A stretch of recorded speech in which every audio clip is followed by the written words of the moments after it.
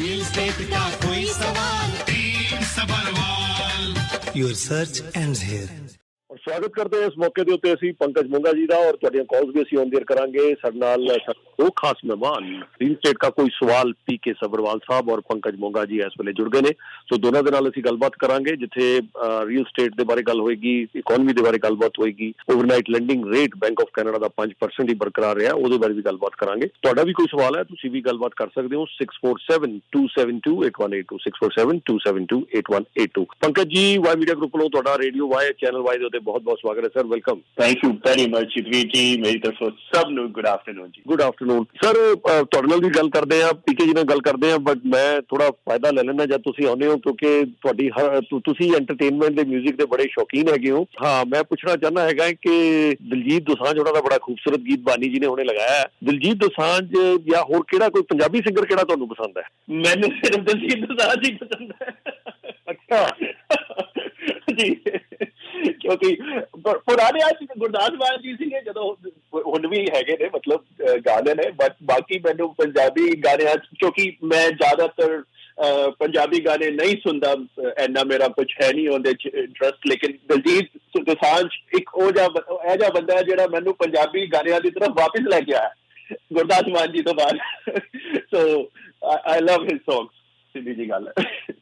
ਜੀ ਜੀ, ਵੈਸੇ ਇਹਦੇ ਚ ਕੋਈ ਦੋ ਰਾਏ ਨਹੀਂ ਹੈ ਕਿ ਗੁਰਦਾਸ ਮਾਨ ਸਾਹਿਬ ਤੇ ਚਲੋ ਉਹਦੇ ਉਹਨਾਂ ਦਾ ਤਾਂ ਖੈਰ ਇੱਕ ਰੁਤਬਾ ਹੀ ਅਲੱਗ ਹੈ ਨਾ ਗੁਰਦਾਸ ਮਾਨ ਸਾਹਿਬ ਦਾ, ਲੇਕਿਨ ਮੇਰੇ ਖਿਆਲ ਦੇ ਨਾਲ ਗੁਰਦਾਸ ਮਾਨ ਸਾਹਿਬ ਤੋਂ ਬਾਅਦ ਦਿਲਜੀਤ ਦੋਸਾਂਝ ਨੇ ਜੋ ਪੋਪੂਲੈਰਿਟੀ ਪਾਈ ਹੈ ਉਹ ਕਮਾਲ ਦੀ ਹੈ, ਹਰ ਪਾਸੇ ਬਹੁਤ ਪਿਆਰ ਮਿਲਿਆ ਜੀ। ਉਹੀ ਚੀਜ਼ ਹੈ, ਮੈਂ ਵੀ ਤੁਹਾਨੂੰ ਦੱਸ ਹੀ ਰਿਹਾ ਮੈਂ, ਕਿਉਂਕਿ ਵਿੱਚ ਬਹੁਤ ਸਾਰੇ ਆਏ ਨੇ, ਇਹ ਜੇ ਗੱਲ ਨਹੀਂ ਹੈਗੀ, ਸੁਣੇ ਨੇ ਗਾਣੇ ਸੁਣੇ ਨੇ ਵਿੱਚੋਂ, ਲੇਕਿਨ ਇੱਕ ਜਿਹੜੀ ਚੀਜ਼ ਹੁੰਦੀ ਹੈ ਨਾ ਵੀ ਮੈਨੂੰ ਇਸ ਬੰਦੇ ਦੇ ਗਾਣੇ ਸੁਣਨੇ ਨੇ, ਉਹ ਮੇਰੇ ਹਲੇ ਵੀ ਪਹਿਲਾਂ ਵਿੱਚ ਨਹੀਂ ਆਈ ਸੀ ਜਦੋਂ ਤੱਕ ਦਿਲਜੀਤ ਦੋਸਾਂਝ ਨੇ ਐਂਟਰੀ ਨਹੀਂ ਮਾਰੀ ਸੀ। ਕਿਉਂਕਿ ਇੱਕ ਇਹ ਜਿਹਾ ਮਤਲਬ ਇੱਕ ਤੁਸੀਂ ਕਹਿ ਸਕਦੇ ਹੋ ਨਾ, ਬੰਦੇ ਦਾ ਆਪਦਾ ਔਰਾ ਹੀ ਅਲੱਗ ਹੈ। ਉਹ ਗਾਣਾ ਤਾਂ ਅਲੱਗ ਚੀਜ਼ ਹੈ, ਗਾਣਾ ਵੀ ਬਹੁਤ ਅੱਛੇ ਗਾਣੇ ਨੇ, ਔਰ ਨਾਲ ਜਿਸ ਤਰ੍ਹਾਂ ਦੀ ਉਹਨਾਂ ਦੀ ਆਪਦੀ ਜਿਵੇਂ ਕਹਿ ਸਕਦੇ ਆ ਸ਼ਖਸੀਅਤ ਹੈ, ਉਹ ਬੜੀ ਜ਼ਬਰਦਸਤ ਹੈ ਉਸ ਬੰਦੇ ਦੀ। ਸੋ ਇਸ ਵਾਸਤੇ ਮੇਰੇ ਖਿਆਲ ਪੰਜਾਬੀ ਗਾਣਿਆਂ 'ਚ ਮੈਨੂੰ ਵਾਪਿਸ ਦਿਲਜੀਤ ਦੋਸਾਂਝ ਲੈ ਕੇ ਆਏ ਨੇ, ਹੋਰ ਕੋਈ ਨਹੀਂ ਲੈ ਕੇ ਆਇਆ। ਅਸੀਂ ਹਾਂਜੀ, ਗੁਰਸ਼ਰਨ ਜੀ ਤੁਸੀਂ ਆਉਂਦੇ ਹੋ ਜੀ। ਗੁਰਸ਼ਰਨ ਜੀ ਬਹੁਤ ਬਹੁਤ ਸਵਾਗਤ ਹੈ, ਵੈਲਕਮ। ਵੀਰੇ ਸਤਿ ਸ੍ਰੀ ਅਕਾਲ ਸਾਰਿਆਂ ਜਣਿਆਂ ਨੂੰ। ਸਤਿ ਸ਼੍ਰੀ ਅਕਾਲ ਜੀ। ਠੀਕ ਹੈ, ਤੁਹਾਨੂੰ ਦੋਵਾਂ ਨੂੰ ਮੇਰਾ ਕੁਐਸਚਨ ਇੱਕ ਛੋਟਾ ਜਿਹਾ ਮੋਂਗਾ ਤੁਹਾਨੂੰ। ਜੀ ਹਾਂਜੀ ਪਲੀਜ਼ ਗੋ ਅਹੈਡ। ਹਾਂਜੀ ਮੋਂਗਾ ਸਾਹਿਬ, ਆਪਣੇ ਆਟੋ ਇੰਡਸਟਰੀ ਬੜੀ ਡਾਊਨ ਜਾ ਰਹੀ ਆ। ਆਪਣੇ ਪਹਿਲਾਂ ਕ੍ਰਾਈਸਲਰ ਵਾਲਾ ਪਲਾਂਟ ਬੰਦ ਹੋ ਗਿਆ, ਬਰੈਂਪਟਨ ਵਾਲਾ, ਹੁਣ ਫੋਰਡ ਵਾਲਾ, ਓਕਵਿਲ ਵਾਲਾ ਕਹਿ ਰਹੇ ਸੀਗੇ ਪਹਿਲਾਂ 6 ਮਹੀਨੇ ਲਈ ਕਰਨਾ, 1 ਸਾਲ ਲਈ ਕਰਨਾ, ਪਰ ਉਹਨਾਂ ਦੀ ਵੀ ਡੇਟ ਬੜੀ ਲੰਬੀ ਹੋ ਗਈ ਆ, 2 ਸਾਲ ਵਾਸਤੇ ਉਹ ਬੰਦ ਕਰਨ ਲੱਗੇ ਆ। ਐਡੀਆਂ ਵੱਡੀਆਂ ਟਰਾਂਸਪੋਰਟ ਕੰਪਨੀਆਂ ਸੀਗੀਆਂ ਇਹਨਾਂ ਦੇ ਨਾਲ ਕੰਮ ਕਰਦੀਆਂ, ਉਹਨਾਂ ਤਕਰੀਬਨ ਮੈਜੋਰਟੀ ਟਰਾਂਸਪੋਰਟਾਂ ਨੇ ਆਪਣੇ, ਜਿੱਦਾਂ ਹੁਣ ਜਿੱਥੇ ਅਸੀਂ ਕੰਮ ਕਰਦੇ ਸੀਗੇ 35-40 ਸਾਲ ਤੋਂ ਇਹ ਕੰਪਨੀ ਸੀਗੀ, ਇਹਨਾਂ ਦੇ ਕੋਲ 600-700 ਟ੍ਰੇਲਰ ਸੀਗਾ, 200-250 ਡਰਾਈਵਰ ਸੀਗਾ ਜੀ। ਸਾਰੇ ਉਹਨੂੰ ਆਫ ਕਰ ਦਿੱਤਾ ਉਹਨਾਂ ਨੂੰ ਵੀ ਸਾਡੇ ਕੋਲ ਕੰਮ ਹੈ ਨਹੀਂ, ਅਸੀਂ ਕੰਪਨੀ ਬੰਦ ਲੱਗੇ ਕਰਨ। ਲਾਸਟ ਵੀਕ ਦੀ ਗੱਲ ਆ। ਪਰ ਇਹਦੇ ਨਾਲ ਫਿਊਚਰ ਦੇ ਵਿੱਚ ਬਾਕੀ ਜਿਹੜੇ ਆਟੋ ਪਾਰਟਸ ਬਣਾਉਂਦੇ ਉਹਨਾਂ ਤੇ ਕੀ ਅਸਰ ਹੋਊਗਾ, ਜੋਬਾਂ ਕਿੰਨੀਆਂ ਜਾਣਗੀਆਂ? ਇਹ ਤਾਂ ਬਹੁਤ ਬੈਡ ਸਾਈਨ ਆਉਣ ਲੱਗ ਪਿਆ, ਲੋਕੀ ਪਹਿਲੇ ਰੌਲੀ ਪਾਉਣ ਲੱਗ ਪਏ ਜੋਬਾਂ ਨਹੀਂ ਮਿਲ ਰਹੀਆਂ। ਇਹਦੇ ਬਾਰੇ ਥੋੜਾ ਜਿਹਾ ਦੱਸੋਗੇ ਵੀ ਇਹਦਾ ਕੀ ਇਫੈਕਟ ਪਊਗਾ ਆਪਣੇ ਓਨਟਾਰੀਓ ਦੇ ਉੱਤੇ? ਐਡੇ ਪਲਾਂਟ ਬੰਦ ਹੋ ਗਏ ਕਾਰਾਂ ਦੇ, ਉਹ ਕਹਿੰਦੇ ਤਾਂ ਹੈਗੇ ਲਾਈਨ ਚੇਂਜ ਕਰਨੀ, ਪਰ 2 ਸਾਲ ਵਾਸਤੇ, 1.5 ਸਾਲ ਵਾਸਤੇ, 2.5 ਸਾਲ ਵਾਸਤੇ ਇਹ ਤਾਂ ਲੋਕੀ ਅਨਪਲਾਇਮੈਂਟ ਤੇ ਬਹੁਤ ਜ਼ਿਆਦਾ ਚੱਲ ਜਾਣਗੇ। ਇਹਦੇ ਬਾਰੇ ਮੈਂ ਤੁਹਾਨੂੰ ਐਕਸਪਲੇਨ ਕਰ ਦੇਣਾ। ਐਕਚੁਅਲੀ ਇਸ ਪਲਾਂਟਸ ਵਾਲਾ ਜਿਹੜਾ ਤੁਸੀਂ ਗੱਲ ਕਰ ਰਹੇ ਹੋ, ਕ੍ਰਾਈਸਲਰ ਦਾ ਜਿਹੜਾ ਪਲਾਂਟ ਸੀਗਾ ਇੱਥੇ, ਇਹ ਬੰਦ ਨਹੀਂ ਕੀਤਾ ਗਿਆ, ਇਹ ਵਾਕਈ ਲਾਈਨ ਚੇਂਜ ਹੋ ਰਹੀ ਹੈ। ਕਿਉਂ? ਇਹਦਾ ਇੰਟਰਨਲ ਵੀ ਤੁਹਾਨੂੰ ਦੱਸ ਦੇਣਾ, ਮੇਰੇ ਜਿਹੜੇ ਪੜੋਸੀ ਨੇ ਬਿਲਕੁਲ ਨਾਲ, ਉਹ ਉੱਥੇ ਕਾਫੀ ਸੀਨੀਅਰ ਪੋਜੀਸ਼ਨ 'ਚ ਕੰਮ ਕਰਦੇ ਨੇ ਉਸ ਪਲਾਂਟ 'ਚ। ਮੇਰੇ ਬੇਟੇ ਨੇ ਪਿਛਲੀ ਗਰਮੀਆਂ 'ਚ ਐਕਚੁਅਲੀ ਉਸ ਪਲਾਂਟ 'ਚ ਕੰਮ ਕੀਤਾ ਹੈ ਜੀ, ਬਿਕੋਜ਼ ਇੰਜੀਨੀਅਰਿੰਗ ਕਰ ਰਿਹਾ, ਉਹਨੂੰ ਉਹ ਕੋਆਪ ਮਿਲਿਆ ਸੀਗਾ ਐਸੇ ਪਲਾਂਟ 'ਚ। ਉਹ ਸਾਰੀ ਅੰਦਰ ਦੀ ਨਿਊਜ਼ ਵੀ ਮੈਂ ਤੁਹਾਨੂੰ ਦੱਸ ਦਿੰਦਾ। ਬੇਸਿਕਲੀ ਇੱਥੇ ਇਲੈਕਟ੍ਰਿਕ ਕਾਰਸ ਬਣਨਗੀਆਂ, ਉਹਨਾਂ ਨੂੰ ਸਾਲ 1.5 ਸਾਲ ਲੱਗੇਗਾ, ਸਾਰੀ ਰੀਵੈਂਪ ਹੋ ਰਹੀ ਹੈ, ਸੋ ਬੰਦ ਨਹੀਂ ਹੋਈ। ਦੂਜੀ ਚੀਜ਼, ਸਟੈਲੈਂਟਿਸ ਨਹੀਂ, ਬੇਸਿਕਲੀ ਵਿੰਸਰ ਅੱਜ ਦੀ ਨਿਊਜ਼ ਹੈ, ਜਿਹੜੀਆਂ ਵਿੰਸਰ ਦਾ ਓਨਟਾਰੀਓ ਪਲਾਂਟ ਹੈ, ਉੱਥੇ ਉਹ ਮਸਲ ਕਾਰ ਪਹਿਲਾਂ ਇੱਥੇ ਬਣਦੀਆਂ ਸੀ, ਚੈਲੰਜਰ ਵਗੈਰਾ ਜਿਹੜੀਆਂ ਬਣਦੀਆਂ ਸੀ ਨਾ, ਚਾਰਜਰ, ਚੈਲੰਜਰ, ਇਹ ਸਾਰੀਆਂ ਇੱਥੇ ਕ੍ਰਾਈਸਲਰ ਪਲਾਂਟਸ ਬਣਦੀਆਂ ਸੀ। ਉਹਨੇ ਮਸਲ ਕਾਰ ਨੂੰ ਚੱਕ ਕੇ ਵਿੰਸਰ ਓਨਟਾਰੀਓ ਲੈ ਕੇ ਜਾ ਰਹੇ ਨੇ, ਇੱਥੇ ਮੇਰੇ ਖਿਆਲ ਕੁਝ ਹੋਰ ਜੀਪ ਵਗੈਰਾ ਲੈ ਕੇ ਆ ਰਹੇ ਨੇ। ਸੋ ਉਹ ਪਹਿਲਾਂ ਤੋਂ ਹੋ ਚੁੱਕਿਆ ਸਰ, ਲੇਕਿਨ ਯੈਸ ਇਹ ਜਿਹੜੇ ਅਗਲੇ 1.5 ਸਾਲ ਇਹ ਜਿਹੜਾ ਬੰਦ ਹੋਇਆ ਇਹਦੀ ਵਜ੍ਹਾ ਨਾਲ ਜਿਹੜੀਆਂ ਕੰਪਨੀਆਂ ਨੂੰ ਇੰਪੈਕਟ ਆਏਗਾ ਲੇਕਿਨ ਇਹ ਵਾਪਸ ਚਾਲੂ ਹੋਏਗੀ ਔਰ ਉਹ ਕੰਪਨੀਆਂ ਵਾਪਸ ਵੀ ਆਉਣਗੀਆਂ ਕਿਉਂਕਿ ਉਹਨਾਂ ਨੂੰ ਫਿਰ ਇਹ ਚੀਜ਼ਾਂ ਚਾਹੀਦੀਆਂ ਨੇ ਸਾਰੀਆਂ ਲੇਕਿਨ ਇਲੈਕਟ੍ਰਿਕ ਕਾਰ ਵਾਸਤੇ ਉਹਨਾਂ ਨੂੰ ਇਹ ਰੀਵੈਂਪਿੰਗ ਕਰਨੀ ਪੈ ਰਹੀ ਹੈ ਉਹਨਾਂ ਦੀ ਵੀ ਮਜਬੂਰੀ ਹੈ ਕਿਉਂਕਿ ਆਉਣ ਵਾਲੇ ਟਾਈਮ 'ਚ ਇਲੈਕਟ੍ਰਿਕ ਕਾਰਾਂ ਚਾਹੀਦੀਆਂ ਨੇ ਹਰ ਕੰਪਨੀ ਇਲੈਕਟ੍ਰਿਕ ਕਾਰ ਬਣਾਉਣਾ ਚਾਹ ਰਹੀ ਹੈ ਬਟ ਮੇਰੇ ਹਿਸਾਬ ਨਾਲ ਇਹ ਜਾਂ ਕੋਈ ਦਿੱਕਤ ਨਹੀਂ ਹੈ ਕਿਉਂਕਿ ਦੇਖੋ ਅਗਰ ਤੁਸੀਂ ਕਿੰਨੇ ਸਾਰੇ ਪਲਾਂਟ ਬੈਟਰੀ ਵਗੈਰਾ ਦੇ ਜਿਹੜੇ ਪਲਾਂਟ ਨੇ ਮੇਰੇ ਖਿਆਲ ਸੇਂਟ ਥੋਮਸ ਜਿਹੜਾ ਬੈਟਰੀ ਪਲਾਂਟ ਬਣਨ ਲੱਗਿਆ ਜੀ ਉਹ ਨਾਰਥ ਅਮਰੀਕਾ ਦਾ ਸਭ ਤੋਂ ਵੱਡਾ ਜਾਂ ਦੁਨੀਆ ਦਾ ਸਭ ਤੋਂ ਵੱਡਾ ਪਲਾਂਟ ਸੋ ਸਾਰੀਆਂ ਨੌਕਰੀਆਂ ਕ੍ਰੀਏਟ ਹੋਣਗੀਆਂ ਸਾਰੀਆਂ ਵਾਪਸ ਲੇਕਿਨ ਥੋੜਾ ਜਿਹਾ ਵਿੱਚ ਗੈਪ ਆ ਰਿਹਾ ਹੈ ਉਹ ਗੈਪ ਸਾਨੂੰ ਸਫਰ ਕਰਨਾ ਪਏਗਾ ਜੀ ਕੋਈ ਚੁਆਇਸ ਨਹੀਂ ਹੈਗੀ ਸਾਡੇ ਜੀ ਠੀਕ ਹੈ ਜੀ ਥੈਂਕ ਯੂ ਔਰ ਪੀਕੇ ਜੀ ਤੁਹਾਡਾ ਬਹੁਤ ਬਹੁਤ ਸਵਾਗਤ ਹੈ ਸਰ ਪੀਕੇ ਜੀ ਪਹਿਲਾਂ ਤੁਹਾਡੀ ਓਪਨਿੰਗ ਸਟੇਟਮੈਂਟ ਸੁਣਦੇ ਹਾਂ thank you very much Yudhvir ਜੀ ਬਾਕੀ ਹੈ ਤੇ ਇੰਟਰਸਟ ਰੇਟ ਦੀ ਗੱਲ ਹੋਈ ਚੁੱਕੀ ਹੋਏਗੀ ਮੇਰੇ ਖਿਆਲ ਨਾਲ ਬਟ ਮੈਂ ਇਹ ਨਾਲ ਦੱਸਣਾ ਚਾਹੁੰਦਾ ਸੀਗਾ ਥੋੜੀ ਜਿਹੀ ਫਿਗਰ ਦੇ ਦਿਆਂ ਸੇਲ ਦੀ ਜਿਹੜੀ ਫਰਵਰੀ ਦੀ ਜਿਹੜੀ ਹੈਗੀ ਉਹ ਸੇਲ ਹੈਗੀ ਉਹ ਵਧੀ ਤੇ ਹੈ ਲੇਕਿਨ ਉਹ ਪਿਛਲੇ ਮੇਰੇ ਹਿਸਾਬ ਨਾਲ ਘਟੀ ਹੈਗੀ ਮੇਰੇ ਹਿਸਾਬ ਨਾਲ as a realtor it is not a good news but as a health of the Canadian economy is a good news ਇਹ ਸੇਲ ਜਿਹੜੀ ਹੈਗੀ ਉਹ ਵੀ ਬਹੁਤ ਹੱਦ ਤੱਕ ਸੇਲ ਵਧਣਾ ਵੀ ਬਹੁਤ ਹੱਦ ਤੱਕ ਰੋਕ ਲੈਂਦਾ ਇੰਟਰਸਟ ਰੇਟ ਨੂੰ ਘਟਾਉਣ ਦਾ ਕਿਉਂਕਿ ਉਹਦੇ ਨਾਲ ਬਾਕੀ ਖਰਚੇ ਵੱਧ ਜਾਂਦੇ ਨੇ ਫਰਨੀਚਰ चाहिए वो मेरे हिसाब नाल एज ए ट्रू जिन्हों कह लो एक सिमरन नेशनलिस्ट कह लो जो मर्जी कह लो मैं चाहना कि सेल कुछ महीने जे ना वधे प्राइस चाहे थोड़ा बहुत वध जाए ਉਹਦੇ ਨਾਲ कोई फर्क नहीं पैने वाला 17.9% सेल ਜਿਹੜੀ ਵਧੀ ਹੈ फरवरी ਦੇ ਅੰਦਰ मैं गल जीटीए ਦੀ कर रहा कंपेयर टू लास्ट ईयर लेकिन मंथ ओवर मंथ एक्टिविटी के अंदर 12% ਜਿਹੜੀ ਹੈਗੀ ਘਟੀ ਹੈ एंड उसके बाद जो प्राइस है ना के बराबर 0.4% के करीब ਵਧਿਆ ਹੈਗਾ एक गल बड़ी इंटरेस्टिंग देखने को आई है विच इज वेरी गुड कहना ना आवश्यकता आविष्कार की जननी है ਤੁਹਾਡੀ ਜ਼ਰੂਰਤਾਂ ਤੁਹਾਡੇ ਨਵੇਂ ਆਵਿਸ਼ਕਾਰ ਲੈ ਕੇ ਆ ਜਾਂਦੀ ਹੈ ਜ਼ਰੂਰਤਾਂ ਉਹ ਚੀਜ਼ ਬੜੀ ਵਧੀਆ ਜੋ ਕਿ ਮੈਂ ਬੜਾ ਖੁਸ਼ ਹੋਇਆ ਇਹ ਚੀਜ਼ ਦੇਖ ਕੇ ਕਿ majority of the people in Canada वो समझ गए ने और फ्यूचर ਨੂੰ डार्क समझਦੇ अपनी उन्होंने प्रेफरेंसेस बदल ਦਿੱਤੀਆਂ ਨੇ घर खरीदने वास्ते भी मेरे को भी हूँ जो लोग आते हैं बड़ा मजा आता है जी वड्डी गल्लां करते सी ये लेना है 4 कमरे लेने हैं 3 वाशरूम होने चाहिए लॉन होना चाहिए वो अपनी जरूरतों थले लेके आ गए सब बाहर से लाइकली सेव और कई बाहर से पैसा भी थोड़ा एक्स्ट्रा बचा लिया और घट एक्सपेंसिस कारोबार जा रहे हैं और डिफरेंट लोकेशन में भी जाने को तैयार हो गए सर यह चीज मार पैन तो पहले होनी चाहिए सी जो कि मैं बार लोगों ने कहता सीगा और बहुत सारे जो बाहर ने वो मार्केट में री एंटर कर रहे हैं विद एडजस्टिंग देयर प्रेफरेंसेस मैंने मेहनत ही नहीं करनी पै रही मेरे ऑफिस अपने आप ही कहते हैं जी चलो कोई बात नहीं जी 8 लाख के अंदर दिला दो थोड़ा हम 1 घंटा आगे चले जाएंगे चलो जी कोई बात नहीं जी हमारे को डिटैच हो सेमी डिटैच ही ले लेंगे बड़ा मजा आता है ये बात सुन के now these people are going for the घर not for the home and this is beautiful first time बाहर वाले भी और जो बाकी ने वो भी दिस इज what I wanted to share thank you जी बड़ी ਵਧੀਆ ਤੁਸੀਂ ਜਾਣਕਾਰੀ ਦਿੱਤੀ ਹੈ ਔਰ ਅਸੀਂ ਵਧਾਂਗੇ ਜੀ ਆਪਣੀ ਅਗਲੀ ਕਾਲ ਵੱਲ 647463 ਤੁਸੀਂ ਸਰ ਪਹਿਲੀ ਵਾਰ ਮੇਰੇ ਖਿਆਲ ਨਾਲ ਕਾਲ ਕਰ ਰਹੇ ਹੋ ਮੇਰੇ ਕੋਲ ਨਾਮ ਨਹੀਂ ਹੈ ਤੁਹਾਡਾ जी सर मेरा नाम रमन है मैं वुडबरी तो बोल रहे हैं ਰਮਨ ਸਾਹਿਬ ਉਡਬਰੀ ਤੋਂ ਹਾਂਜੀ ਹੁਣ ਨਾਮ सर मैं क्वेश्चन करना ਸੀ ਆਪਣੇ ਸੱਭਰਵਾਲ ਸਾਹਿਬ ਨੂੰ ਵੀ ਤੇ ਆਪਣੇ ਮੋਂਗਾ ਸਾਹਿਬ ਨੂੰ ਵੀ ਮੈਂ ਰੈਗੂਲਰ ਤੁਹਾਨੂੰ ਸੁਣਨਾ ਸਰ ਅਸੀਂ ਜਿਵੇਂ ਗੱਲ ਕਰਨੀ ਇਕਨੋਮੀ ਦੀ ਹੁਣੇ ਮੋਂਗਾ ਸਾਹਿਬ ਵੀ ਕਹਿ ਰਹੇ ਸੀ ਜਦੋਂ ਜੌਬ ਕ੍ਰੀਏਸ਼ਨ ਹੋਣਗੀਆਂ ਇੰਡਸਟਰੀ ਹੋ ਰਹੀ ਤਾਂ ਪੀਕੇ ਸਾਹਿਬ ਮੈਨੂੰ ਇੱਕ ਚੀਜ਼ ਦੱਸੋ ਮੈਂ ਇੰਡਸਟਰੀ ਲਗਾਣੀ ਹੈ ਇੱਥੇ ਮੈਂ ਆਪਣੇ ਵਾਸਤੇ ਜਗ੍ਹਾ ਲੱਭਦਾ ਪਿਆ 15,000 ਸਕੁਅਰ ਫੁੱਟ ਨੂੰ ਜਗ੍ਹਾ ਚਾਹੀਦੀ ਇੰਡਸਟਰੀਅਲ ਠੀਕ ਹੈ ਜੇ ਮੈਂ ਕੋਵਿਡ ਤੋਂ ਪਹਿਲੇ ਜਗ੍ਹਾ ਲੱਭਦਾ ਸੀ ਤੇ ਮੈਨੂੰ $250 ਦੇ ਆਸ-ਪਾਸ ਦੀ ਜਗ੍ਹਾ ਮਿਲ ਜਾਂਦੀ ਸੀ ਨਵੀਂ ਕੰਸਟਰਕਸ਼ਨ ਹੋਰ ਕਿਰਾਏ ਤੇ ਲੈਂਦਾ ਸੀ ਤੇ $6-7 TMI ਮਿਲਾ ਕੇ $10-11 ਵੀ ਮਿਲਦੀ ਸੀ ਅੱਜ ਸਰ ਉਹੀ ਜਗ੍ਹਾ ਮੈਨੂੰ $27 ਪਰ ਸਕੁਅਰ ਫੁੱਟ ਦੀ ਮੈਨੂੰ ਮਿਲਦੀ ਹੈ TMI ਜੇ ਪਰਚੇਜ਼ ਕਰਨਾ ਚਾਹਨਾ ਤੇ $700 ਦੀ ਸਰ ਜੇ ਉਹ ਜਗ੍ਹਾ ਨੂੰ ਕਿਰਾਏ ਤੇ ਲੈਣਾ $40,000 ਜੇ ਮੈਂ ਕਿਰਾਇਆ ਦੇਵਾਂਗਾ ਤੇ ਕਿਵੇਂ ਮੈਂ ਫੈਕਟਰੀ ਲਗਾਵਾਂਗਾ ਕਿਵੇਂ ਮੈਂ ਉਸ ਦੇ ਅੰਦਰ ਆਪਣੀ ਕੋਈ ਇੰਪਲੋਇਮੈਂਟ ਜਨਰੇਟ ਕਰਾਂ ਕਿਵੇਂ ਮੈਂ ਪ੍ਰੋਫਿਟ ਜਨਰੇਟ ਕਰਾਂਗਾ ਉਸ ਦੇ ਤੇ ਮੈਂ ਤਾਂ ਫਿਰ ਫੈਕਟਰੀ ਲਗਾਵਾਂਗਾ ਹੀ ਫਿਰ ਇਸ ਦੇ ਅੰਦਰ ਦੱਸ ਸਕਦੇ ਹੋ ਕਮਰਸ਼ੀਅਲ ਦੇ ਅੰਦਰ ਕਿ ਇੰਨੀ ਜਗ੍ਹਾ ਕਿਵੇਂ ਕੀਮਤਾਂ ਵਧਦੀਆਂ ਨਦੀਆਂ सर कमर्शियल के अंदर इसका मिल ही नहीं रहा सर मैं तुम्हें छोटी जी गल दसा कि मैं कमर्शियल की गल कर लेना डिफरेंट पॉइंट ऑफ व्यू नाल एक्सचेंज डिस्ट्रिक्ट के उत्ते मैं कमर्शियल यूनिट्स मेजोरिटी मैं बेचे ने मतलब कि आई वुड से कि 70% मतलब कि मैंने इन्नी बड़ी फिगर देती मैं तुहानू 70% और घट कर 60% का कमर्शियल ना कल्ले ने बेचा उत्थे ठीक है जी और मैं अपने क्लाइंट्स ने जिन्होंने लैके दिता सीगा कमर्शियल लगभग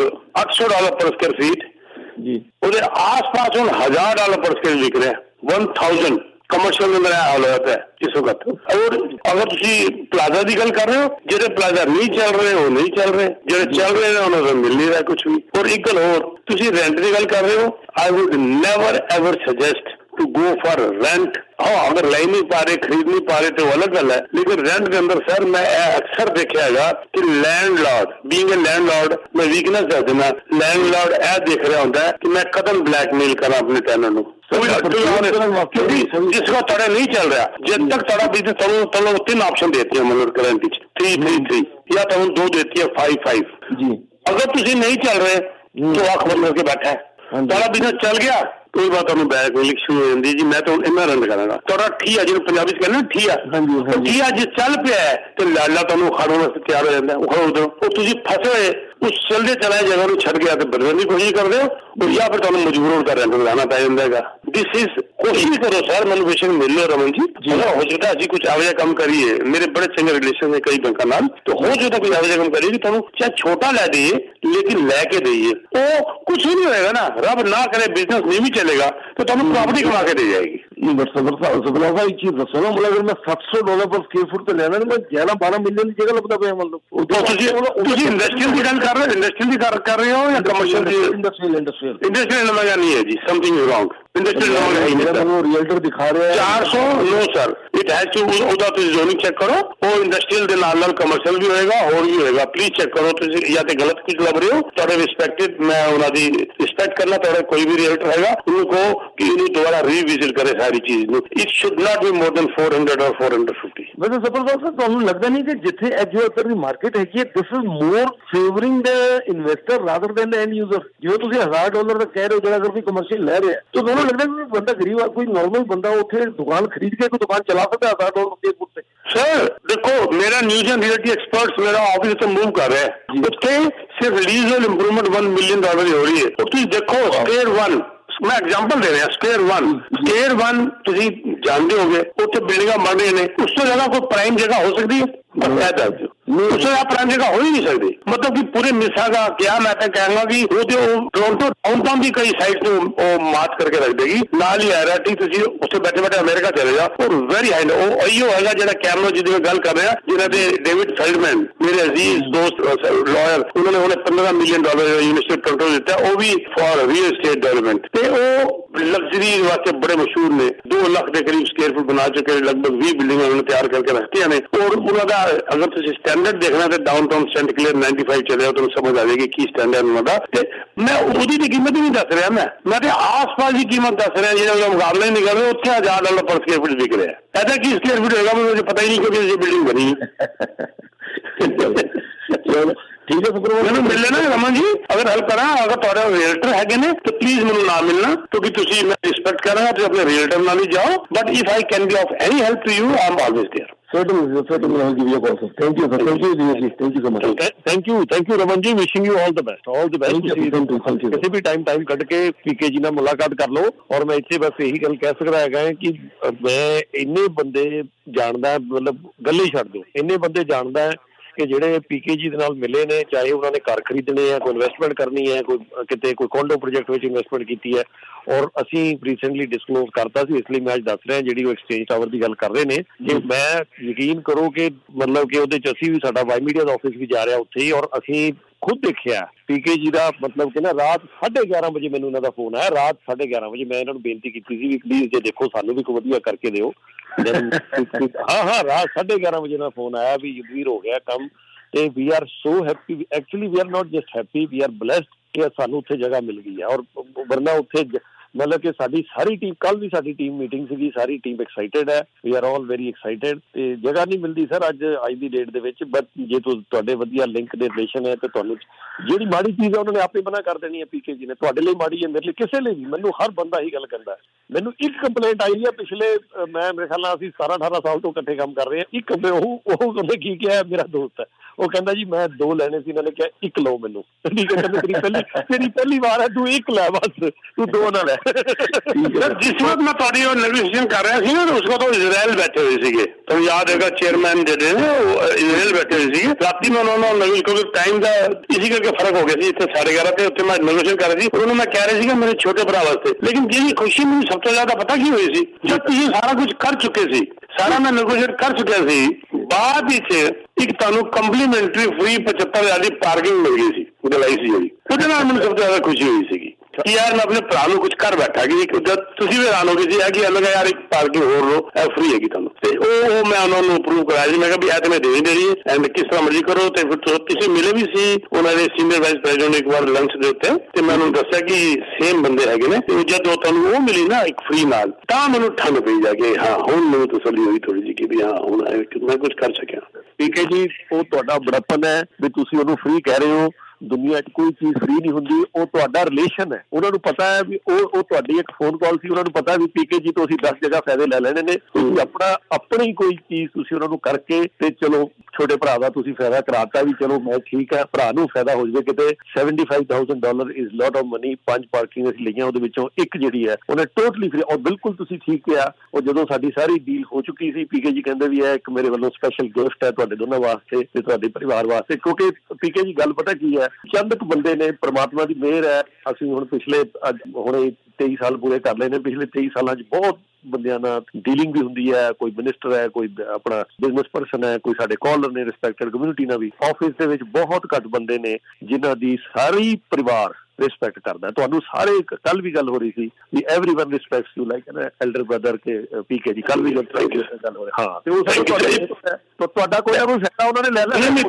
ਪਹਿਲੇ ਸਾਰਾ ਕੀ ਚੱਲ ਰਿਹਾ ਸੀਗਾ ਪਹਿਲੇ ਸਾਰਾ ਕਿਉਂਕਿ ਉਹ ਇੱਕ ਯੂਨਿਟ ਨਾਲ ਇੱਕ ਪਾਰਕਿੰਗ ਦੇ ਰਹੇ ਸੀਗੇ ਤੁਹਾਨੂੰ ਯਾਦ ਹੋਏਗਾ ਪਹਿਲੇ ਤਾਂ ਲੜਾਈ ਹੁੰਦੀ ਸੀ ਸਾਡੀ ਉਹਨਾਂ ਨਾਲ ਕਿ ਜੀ ਮੈਨੂੰ 5 ਚਾਹੀਦੀਆਂ ਨੇ ਉਹ अच्छा फिर जिसका 5 हो गई तो फिर लड़ाई चली मैं पैसे 4 दे देंगे एक तो देंगे ही नहीं वो फिर क्योंकि पहले तो एक पार्किंग याद दे ही नहीं रहे असं पहले 5 अप्रूव कराई 5 अप्रूव का फायदा पता की असं ओपनली ऑन एयर कह रहे हैं जिस तरह मेरे को 12 ने थे क्योंकि मेरे को यूनिट 2 ने राइट तो वो 5 पार्किंग जिस तरह लगी होंगी ना स्टेयर बंदे सामने तो सब के उत्ते वड्डा बोर्ड लगे आएगा वाई मीडिया सर वो अपने आप ही बहुत बड़ी चीज है सिग्नेचर पार्किंग के लिखा है board Y media Y parking for Y media उसकी गल ही कुछ हो रहा अपने आप ही बड़ी बड़ी मार्केटिंग है sir ji thank you sir ਮੈਂ ਇਸ ਲਈ ਕਹਿਣਾ ਹੈ ਤੇ ਰਮਨ ਜੀ ਤੁਹਾਡਾ ਵੀ ਬਹੁਤ ਧੰਨਵਾਦ ਤੁਹਾਡੇ ਕੋਲ ਤੇ ਤੁਹਾਡਾ ਬਹੁਤ ਧੰਨਵਾਦ ਫॉर योर ਕਾਲ ਤੁਸੀਂ ਪੀਕੇ ਜੀ ਨਾਲ ਮੁਲਾਕਾਤ ਕਰ ਲੈਣਾ thank you sir thank you ਬਹੁਤ ਮਿਹਰਬਾਨੀ ਹਾਂਜੀ ਅਗਲੀ ਕਾਲ ਵੱਲ ਵਧਦੇ ਹਾਂ ਜੀ ਗਰੀਸ਼ ਜੀ ਤੁਸੀਂ ਆਉਂਦੇ ਰਹੋ ਗਰੀਸ਼ ਜੀ ਗੋ ਹੈਡ सर हेलो जी युवी जी नमस्कार सबको नमस्कार है जी नमस्कार सर पहले तो मैं मोंगा साहब से के विचारों से सहमत हूँ अब दूसरा ये है कि युवी जी आप कहते हो 15 साल में इतना कुछ नहीं किया जितना खर्चा किया है ना पिछले 8 सालों में इतना तो वर्ल्ड वॉर 2 के बाद नहीं हुआ तो आप ज़्यादा सरप्राइज मत हो जितना पैसा टूडो साहब ने बांटा है ना ये उसी का कमाल है दूसरा एक कोट याद आई मैं जल्दी बात करता हूँ पॉइंट मेरे बहुत हैं बट एनीवे वो एक कोट ये है कि अगर आपने गड्ढे से मतलब वो गड्ढे से बाहर निकलना है तो first stop digging it deeper तो टूडो साहब तो गड्ढा और ही खोते जा रहे हैं और फिर कहते हैं गड्ढे से बाहर निकलना है राइट दूसरा ये है कि जितने बिलियंस ऑफ डॉलर ना 26 कितने बिलियन डेफिसिट था उसको कर दिया 40 जितना खर्चा हमने अभी रिसेंटली कर दिया उतना पिछले साल से रोकने की बात हो रही थी उससे हमने और ज़्यादा कर दिया है अब टिफ मैकलन साहब भी विश्वास नहीं करते टूडो साहब पे इन्होंने कई बार उनको मना किया कि भाई खर्चा मत करो रोको लेकिन ये भाई साहब सुनते ही नहीं है तो टिफ मैकलन साहब ने भी ना उन पर बिल्कुल विश्वास नहीं है वो अपनी बात पे अड़े हैं तो वो अड़े हैं दूसरा ये कहना चाहिए था कि जो अपना एक दो और पॉइंट है और बाकी जो आखिरी में एक दो और विचार ये है मेरा कि ये जून में भी कुछ नहीं बढ़ने का मुझे लगता है और अगर बढ़ भी गया तो शायद मोंगा जी ने जैसे कहा 1 बढ़ जाएगा इस साल में बाकी मुझे लगता है अगस्त सितंबर में बढ़ेगा तो मेन प्रॉब्लम है टूडो साहब की उन्होंने जितना जिस तरीके से खर्चा कर रहे हैं ये सब उसी का सत्यानाश है उसी का रिजल्ट है बहुत बहुत धन्यवाद जी सुनने के लिए ਜੀ ਬਿਲਕੁਲ ਮੈਂ ਦੋਨੋਂ ਸਾਡੇ ਐਕਸਪਰਟ ਨੇ ਉਹਨਾਂ ਦੇ ਵਿਚਾਰ ਲੈ ਲੈਣਾ ਹੈ ਪੀਕੇ ਜੀ ਔਰ ਪੰਕਜ ਜੀ ਦੁਬਾਰਾ ਦੱਸ ਸਕਦੇ ਨੇ ਜਿਹੜਾ ਅਸੀਂ ਪਿਛਲੇ ਪ੍ਰੋਗਰਾਮ 'ਚ ਜਿਹੜੀ ਬਾਰੇ ਗੱਲਬਾਤ ਕਰ ਰਹੇ ਸੀਗੇ ਮੈਂ ਇੱਥੇ ਜ਼ਰੂਰ ਜ਼ਿਕਰ ਕਰਦਾ ਕਿ ਮੇਰਾ ਹਜੇ ਵੀ ਜ਼ਾਤੀ ਰਾਏ ਉਹ ਆ ਜਿੱਦਾਂ ਪੰਕਜ ਜੀ ਗੱਲ ਕਰ ਹੀ ਰਹੇ ਸੀ ਕਿ ਪਹਿਲਾਂ ਇੰਟਰਸਟਿਡ ਪੰਕਜ ਜੀ ਤੁਸੀਂ ਜਿੱਦਾਂ ਕਹਿ ਰਹੇ ਸੀ 6% ਵੀ ਰਿਹਾ 5% ਵੀ ਰਿਹਾ ਉਹ ਠੀਕ ਹੈ ਲੇਕਿਨ ਉਹਦੇ ਵਿੱਚ ਤੁਸੀਂ ਇੰਨਾ ਸਟੀਪ ਜਿਹੜੀ ਹੈ ਨਾ ਇੰਨੀ ਸਟੀਪ ਇਨਕਲਾਈਨ ਇੰਨੀ ਸਟੀਪ ਇਨਕਲਾਈਨ ਤੁਸੀਂ ਕਦੇ ਨਹੀਂ ਦੇਖੀ ਹੋਣੀ ਆ ਕਿ ਅਚਾਨਕ ਕੁਝ ਹੀ ਮਹੀਨਿਆਂ ਦੇ ਵਿੱਚ ਤੁਹਾਡਾ ਇੰਟਰਸਟ ਰੇਟ 0.25 ਹੈ ਔਰ ਤੁਸੀਂ ਸਿੱਧਾ 0.25 ਤੋਂ ਚੱਕ ਕੇ 5% ਲੈ ਗਏ ਹੋ। ਉਹਦੇ ਨਾਲ ਨੁਕਸਾਨ ਹੋਇਆ। ਤੁਸੀਂ ਹੌਲੀ ਹੌਲੀ ਉੱਪਰ ਥੱਲੇ ਜ਼ਰੂਰ ਕਰੋ। ਲੇਕਿਨ ਯਦਵੀਰ ਜੀ ਚੱਕਰ ਇਹ ਸੀਗਾ, ਮੈਂ ਇਹਦੇ ਚ ਮੈਂ ਸਿਰਫ ਕੈਨੇਡਾ ਦੀ ਹੀ ਪ੍ਰੋਬਲਮ ਨਹੀਂ ਮੰਨਾਂਗਾ, ਇਹ ਪੂਰੀ ਦੁਨੀਆ ਦੇ ਬੈਂਕਸ ਦੀ ਪ੍ਰੋਬਲਮ ਸੀਗੀ, ਇਹ US ਦੀ ਵੀ ਸੀਗੀ, ਇਹ ਯੂਰਪ ਦੀ ਵੀ ਸੀਗੀ, ਕਿਉਂਕਿ ਪਹਿਲਾਂ ਇਹਨਾਂ ਨੇ they were late to catch the train basically. ਇਹ ਖੁਦ ਉਹਨਾਂ ਨੇ ਮੰਨਿਆ, ਬੈਂਕ ਆਫ ਕੈਨੇਡਾ ਨੇ ਵੀ ਮੰਨਿਆ, ਬੈਂਕ ਆਫ ਫੈਡ ਹੈਡ ਨੇ ਜਰੋਮ ਨੇ ਵੀ ਮੰਨਿਆ, ਯੂਰੋਪੀਅਨ ਯੂਨੀਅਨ ਨੇ ਵੀ ਮੰਨਿਆ ਕਿ ਪਹਿਲਾਂ ਉਹ ਇਹ ਸੋਚਦੇ ਰਹੇ ਕਿ ਇਹ ਜਿਹੜੀ ਇਨਫਲੇਸ਼ਨ ਹੈ ਇਹ ਸਿਰਫ ਟ੍ਰਾਂਜ਼ਿਟਰੀ ਜਿਹੜੇ ਵਰਡ ਯੂਜ਼ ਹੋ ਰਹੇ ਸੀਗੇ ਹੈ ਉਹ ਆਪਣੇ ਆਪ ਥੱਲੇ ਆ ਜਾਏਗੀ ਡਿਮਾਂਡ ਐਂਡ ਸਪਲਾਈ ਦੇ ਹਿਸਾਬ ਨਾਲ। ਲੇਕਿਨ ਧੀਰੇ ਧੀਰੇ ਹੋਇਆ ਕਿ ਉਹ ਚੀਜ਼ ਹੱਥੋਂ ਬਾਹਰ ਨਿਕਲਦੀ ਚਲੀ ਗਈ। ਸੋ ਜਦੋਂ ਹੱਥੋਂ ਬਾਹਰ ਨਿਕਲ ਗਈ ਉਹਨਾਂ ਨੇ ਗਲਤੀਆਂ ਕਰ ਲਿੱਤੀਆਂ। ਸੋ ਉਸ ਗਲਤੀ ਨੂੰ ਸੁਧਾਰਨ ਦਾ ਜਿਹੜਾ ਤਰੀਕਾ ਸੀਗਾ ਉਹ ਯੈਸ ਤੇ ਗਲਤ ਹੋਇਆ ਸੀ ਸਾਰਿਆਂ ਵਾਸਤੇ। ਮੈਂ ਸਮਝ ਸਕਦਾ ਜਿਹੜੀ ਤੁਸੀਂ ਗੱਲ ਕੀਤੀ ਹੈ, ਮੈਂ ਉਸ ਨਾਲ ਬਿਲਕੁਲ 100% ਐਗਰੀ ਕਰਦਾ। Yes it was wrong, but ਇਹ ਹੋਰ ਕੋਈ ਸਾਡੇ ਕੋਲ ਤਰੀਕਾ ਨਹੀਂ ਬਚਿਆ ਸੀ ਕਿਉਂਕਿ ਸਾਰੀ ਦੁਨੀਆ ਨੇ ਇਸੇ ਤਰ੍ਹਾਂ ਕਰ ਦਿੱਤਾ ਸੀਗਾ। ਜਦੋਂ ਸਾਰੀ ਦੁਨੀਆ ਕਰਕੇ ਬੈਠੀ ਹੋਵੇ ਔਰ ਅਸੀਂ ਧੀਰੇ ਧੀਰੇ ਕਰਦੇ ਤਾਂ ਸਾਡੇ ਵਾਸਤੇ ਸਾਡੀ ਇਕਨੋਮੀ ਵਾਸਤੇ ਬਹੁਤ ਵੱਡੀ ਪ੍ਰੋਬਲਮ ਆ ਸਕਦੀ ਸੀ। ਉਸਲੇ ਸਾਡਾ ਕਰੰਸੀ ਬੁਰੀ ਤਰ੍ਹਾਂ ਡਿੱਗ ਸਕਦੀ ਸੀ ਸਾਡੀ ਉਸ ਵੇਲੇ। ਸੋ ਉਹ ਇਨਫਲੇਸ਼ਨ ਬਲਕਿ ਹੱਥੋਂ ਬਾਹਰ ਨਿਕਲ ਜਾਂਦੀ, ਅਸੀਂ ਬਹੁਤ ਵੱਡੇ ਰਿਸੈਸ਼ਨ ਚਲੇ ਜਾਂਦੇ। ਹੁਣ ਦੇਖੋ ਕਿੰਨੇ ਲੋਕ ਜਿਹੜੇ ਗੱਲ ਕਰਦੇ ਸੀਗੇ ਰਿਸੈਸ਼ਨ ਦੀ, ਇੰਨੇ ਇਕੋਨੋਮਿਸਟ 100% ਇਕੋਨੋਮਿਸਟ ਮੈਂ ਕਹਾਂਗਾ ਕੈਨੇਡਾ ਹਰ ਕੋਈ ਕਹਿੰਦਾ ਸੀ ਰਿਸੈਸ਼ਨ ਆਵੇਗਾ, ਰਿਸੈਸ਼ਨ ਆਵੇਗਾ। ਕਿੱਥੇ ਗਏ ਉਹ ਸਾਰੇ? ਹੁਣ ਰਿਸੈਸ਼ਨ ਗਾਇਬ ਹੋ ਗਿਆ। ਰਿਸੈਸ਼ਨ ਕਿਉਂ ਨਹੀਂ ਆਉਂਦਾ ਪਿਆ ਹੁਣ? ਸੋ ਚੀਜ਼ਾਂ ਨੇ ਸਰ, ਅਸੀਂ ਐਕਸ਼ਨ ਲਿੱਤੇ ਨੇ, ਯੈਸ ਕੁਝ ਐਕਸ਼ਨ ਕੁਝ ਲੋਕਾਂ ਵਾਸਤੇ ਗਲਤ ਹੋ ਗਏ ਨੇ, ਬਟ ਇਹ ਵੀ ਮੰਨ ਕੇ ਚੱਲੋ ਸਰ ਇਸ ਕੰਟਰੀ 'ਚ ਜਿਹੜੀ ਤੁਸੀਂ ਗੱਲ ਕਰ ਰਹੇ ਹੋ ਨਾ ਮੋਰਗੇਜ ਦੇ ਰੇਟ ਜਾਂ ਉਹ ਜਿਹੜੀਆਂ ਗੱਲਾਂ ਹੋ ਰਹੀਆਂ ਨੇ ਵੀ ਵਧਣਗੇ, ਸਰ 35% ਲੋਕ ਨੇ ਜਿਨ੍ਹਾਂ ਕੋਲ ਮੋਰਗੇਜ ਹੈ ਇਸ ਕੰਟਰੀ 'ਚ, 65% ਕੋਲ ਨਹੀਂ ਹੈਗਾ ਆਲਮੋਸਟ। ਸੋ ਉਹ ਲੋਕ ਤਾਂ ਨਹੀਂ ਇਸ ਸਿਚੁਏਸ਼ਨ 'ਚ ਹੈਗੇ। ਸੋ ਬੇਸਿਕਲੀ ਜਿਨ੍ਹਾਂ ਨੇ ਗਲਤੀਆਂ ਕੀਤੀਆਂ ਸੀਗੀਆਂ ਉਹੀ ਲੋਕ ਫਸਦੇ ਪਏ ਨੇ, ਜਿਨ੍ਹਾਂ ਨੇ ਸਪੈਕੂਲੇਸ਼ਨ ਕੀਤੀਆਂ ਸੀ ਉਹ ਜ਼ਿਆਦਾ ਫਸੇ ਨੇ। ਯੈਸ ਦੇਖੋ 5-10% ਲੋਕ ਹੋਣਗੇ ਜਿਨ੍ਹਾਂ ਨੇ ਕੋਈ ਗਲਤੀ ਨਹੀਂ ਕੀਤੀ ਵਿਚਾਰਿਆਂ ਨੇ, ਕੋਈ ਉਹਨਾਂ ਦੀ ਇਹਦੀ ਸਿਚੁਏਸ਼ਨ ਨਹੀਂ ਸੀਗੀ, ਉਹ ਫਸ ਗਏ ਨੇ ਇਸ ਸਿਚੁਏਸ਼ਨ 'ਚ। ਲੇਕਿਨ ਅਸੀਂ ਹੁਣ ਸਿਰਫ ਉਹ 5% ਲੋਕਾਂ ਵਾਸਤੇ ਅਸੀਂ 95% ਲੋਕਾਂ ਨੂੰ ਤਾਂ ਤੰਗ ਨਹੀਂ ਕਰ ਸਕਦੇ ਨਾ ਸਰ। ਅਸੀਂ ਉਹਨਾਂ ਵਾਸਤੇ ਤਾਂ ਇਨਫਲੇਸ਼ਨ ਥੱਲੇ ਲਿਆਣੀ ਹੈ।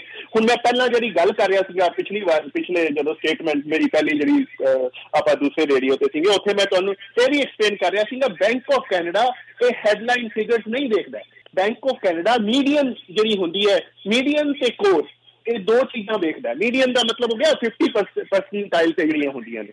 ਸੋ ਮੀਡੀਅਨ ਕੀ ਹੁੰਦਾ ਸਰ, ਜਿਹੜੀ ਚੀਜ਼ ਤੇਜ਼ੀ ਨਾਲ ਵੱਧਦੀ ਹੋਵੇ ਉਹ ਵੀ ਬਾਹਰ ਕੱਢ ਦਿੰਦੇ ਨੇ, ਜਿੰਦੇ ਚ ਤੁਸੀਂ ਹਾਊਸਿੰਗ ਇਹ ਜਿਹੜੇ ਮੋਰਗੇਜ ਦੇ ਰੇਟ ਨੇ ਇਹ ਐਸ ਇਨਫਲੇਸ਼ਨ ਚ ਲੈ ਹੀ ਨਹੀਂ ਰਹੇ ਨੇ ਜਦੋਂ ਡਿਸੀਜਨ ਲੈਂਦੇ ਨੇ, ਤੇ ਉਹ ਚੀਜ਼ਾਂ ਜਿਹੜੀਆਂ ਕਿ ਤੇਜ਼ੀ ਨਾਲ ਘਟ ਰਹੀਆਂ ਨੇ ਉਹਨੂੰ ਵੀ ਬਾਹਰ ਕਰ ਦਿੰਦੇ ਨੇ। ਇਹ ਵਿੱਚ ਵਾਲੀਆਂ ਮੀਡੀਅਨ ਚੀਜ਼ਾਂ ਦੇਖਦੇ ਨੇ।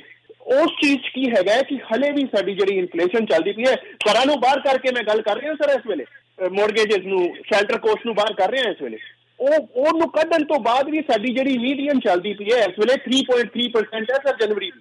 ਅਸੀਂ 2% ਤੇ ਲਿਆਉਣ ਦੀ ਗੱਲ ਕਰ ਰਹੇ ਹਾਂ ਔਰ ਹਲੇ ਤਾਂ ਅਨਈਵਨ ਹੈ। ਅੱਜ ਫਿਰ ਤੋਂ ਗੈਸ ਜਿਹੜੀ ਹੈ ਉਹ $80 ਟੱਚ ਕਰ ਗਈ ਹੈ ਜਿਹੜਾ ਕਰੂਡ ਆਇਲ ਹੈ। ਸੋ ਇਹ ਅਨਈਵਨ ਚੱਲੇਗਾ ਸਰ ਆਉਣ ਵਾਲਾ ਜਿਹੜਾ ਟਾਈਮ ਹੈ। Yes we are on the right path, but path ਹਲੇ ਚੱਲੇਗਾ। ਹਲੇ ਬੈਂਕ ਆਫ ਕੈਨੇਡਾ ਨੂੰ ਹਲੇ ਦੁਬਾਰਾ ਤੋਂ ਗਲਤੀ ਨਹੀਂ ਕਰਨੀ ਹੈ। ਦੋ ਗਲਤੀਆਂ ਕੀਤੀਆਂ ਨੇ ਉਹਨੇ। ਪਹਿਲੀ ਗਲਤੀ ਜਲਦੀ ਰੇਟ ਨਹੀਂ ਵਧਾਏ ਸਟਾਰਟਿੰਗ ਤੋਂ ਤਾਂ ਕਿ ਧੀਰੇ ਧੀਰੇ ਵਧਾ ਸਕਦੇ। ਦੂਜੀ ਗਲਤੀ ਪਿਛਲੀ ਜਨਵਰੀ 'ਚ ਇਹ ਕਹਿ ਕੇ ਕਿ ਅਸੀਂ ਸਟਾਪ ਕਰ ਰਹੇ ਹਾਂ। ਇਹ ਦੋ ਗਲਤੀਆਂ ਹੁਣ ਉਹ ਦੋ ਗਲਤੀਆਂ ਤੋਂ ਸਿੱਖ ਚੁੱਕੇ ਨੇ। ਹੁਣ ਉਹ ਠੰਡੇ ਨੂੰ ਵੀ ਨਾ ਫੂਕ ਮਾਰ ਕੇ ਚੱਲਣਗੇ। ਹੁਣ ਕੋਲਡ ਡਰਿੰਕ ਵੀ ਦੇ ਦੋਗੇ ਨਾ ਤਾਂ ਉਹਨੂੰ ਫੂਕ ਮਾਰਨਗੇ ਉਹਨੂੰ ਠੰਡੀ ਕਰਨ ਵਾਸਤੇ। ਉਹ ਆਪਦੀ ਜੀਭ ਜਲਾ ਚੁੱਕੇ ਨੇ।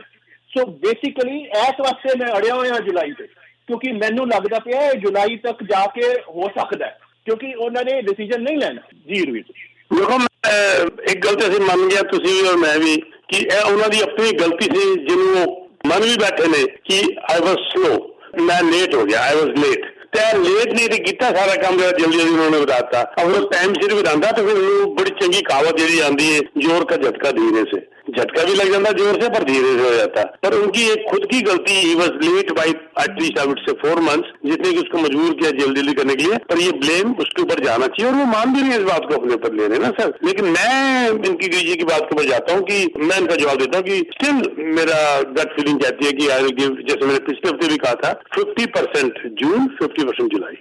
इंटरेस्ट रेट कम हो रहा है, 50% मैं देता हूँ जून में, अदरवाइज नेक्स्ट 50% जुलाई। मैं इस जुलाई से आगे मेरा मन नहीं मानता जाने के लिए। सर देखिए जी मैं एग्री करता है इस चीज से। देखो मैं ਤੁਹਾਨੂੰ ਯਾਦ ਹੋਵੇਗਾ ਮੈਂ ਜੁਲਾਈ ਬਿਲਕੁਲ ਜੁਲਾਈ ਤੇ ਫਿਕਸ ਹੈ ਇਸ ਵਾਸਤੇ ਹੋਇਆ ਪਿਆ ਕਿਉਂਕਿ ਜੂਨ ਐਂਡ ਸੈਪਟੈਂਬਰ ਦੋਨੋਂ ਪੋਸਿਬਿਲਿਟੀਜ਼ ਹੈਗੀਆਂ ਨੇ ऐसी गल नहीं हैगी लेकिन अगर उन्होंने जून च घटाता मैं पहला भी एक स्टेटमेंट दी थी अगर जून च घटाता मेरे ख्याल सारे ही मानते पे ने इकोनॉमिस्ट सारे मानते कि जून च अगर घटाता तब बेसिकली क्लियर है कि वो हर मीटिंग च नहीं घटानी फिर बिल्कुल ठीक है I will go with that मैं उस चीज से सहमत हूं मैं खुश होऊंगा फिर भी एक बार जून थले लेना चाहिए चाहे 2 मिनट रुक जाए टोटल इस साल के अंदर 2 या 3 बार भी कट जाए ना हर मीटिंग कटने की जरूरत नहीं है 6 महीने के अंदर अद्धा भी कट जाए तो I will be very happy sir वैसे देखिए जी अगर देखा जाए तुसी भी हुणे थोड़ी देर पहला किया सीगा कि 2025 ਦੇ एंड तक 2% घटाएंगे राइट सो 2% अगर घटाएंगे तो मीटिंग तो हर 6 वीक बाद आउंदियां ने तो ये 2% घटना है तो कितनी बारी 8 बारी तो घटना है बेसिकली देखा जाए तो 8 बारी घटन वास्ते तो उन्हां कोल और महीने पे ने उन्हां कोल लगभग 16 महीने 18 17 महीने 18 महीने अगर उन्होंने सिर्फ 8 बारी घटाना है तो बेसिकली कुछ ना कुछ मीटिंग तो मिस होंगी ही होंगी कुछ ना कुछ दो भी मिक्स होंगी तभी कल बन जाएगी ठीक है बिल्कुल ठीक कह रहे हो बिल्कुल ठीक है जी और ਅਸੀਂ बताएंगे अगली कॉल और हाँ जी हामिद जी ਤੁਸੀਂ आਉਂਦੇ ਰਹੋ हामिद जी हाँ जी मेरा सवाल है पंकज मोंगा साहब से सर ये क्वेश्चन ये है कि ये पॉसिबिलिटी है कि जुलाई में भी ना घटा और 100% पॉसिबिलिटी है बिल्कुल है और हो सकता है सितंबर में भी ना घटाएं ये पॉसिबिलिटी है नहीं ऐसे मत बोलो ना हो सकता घटाए ना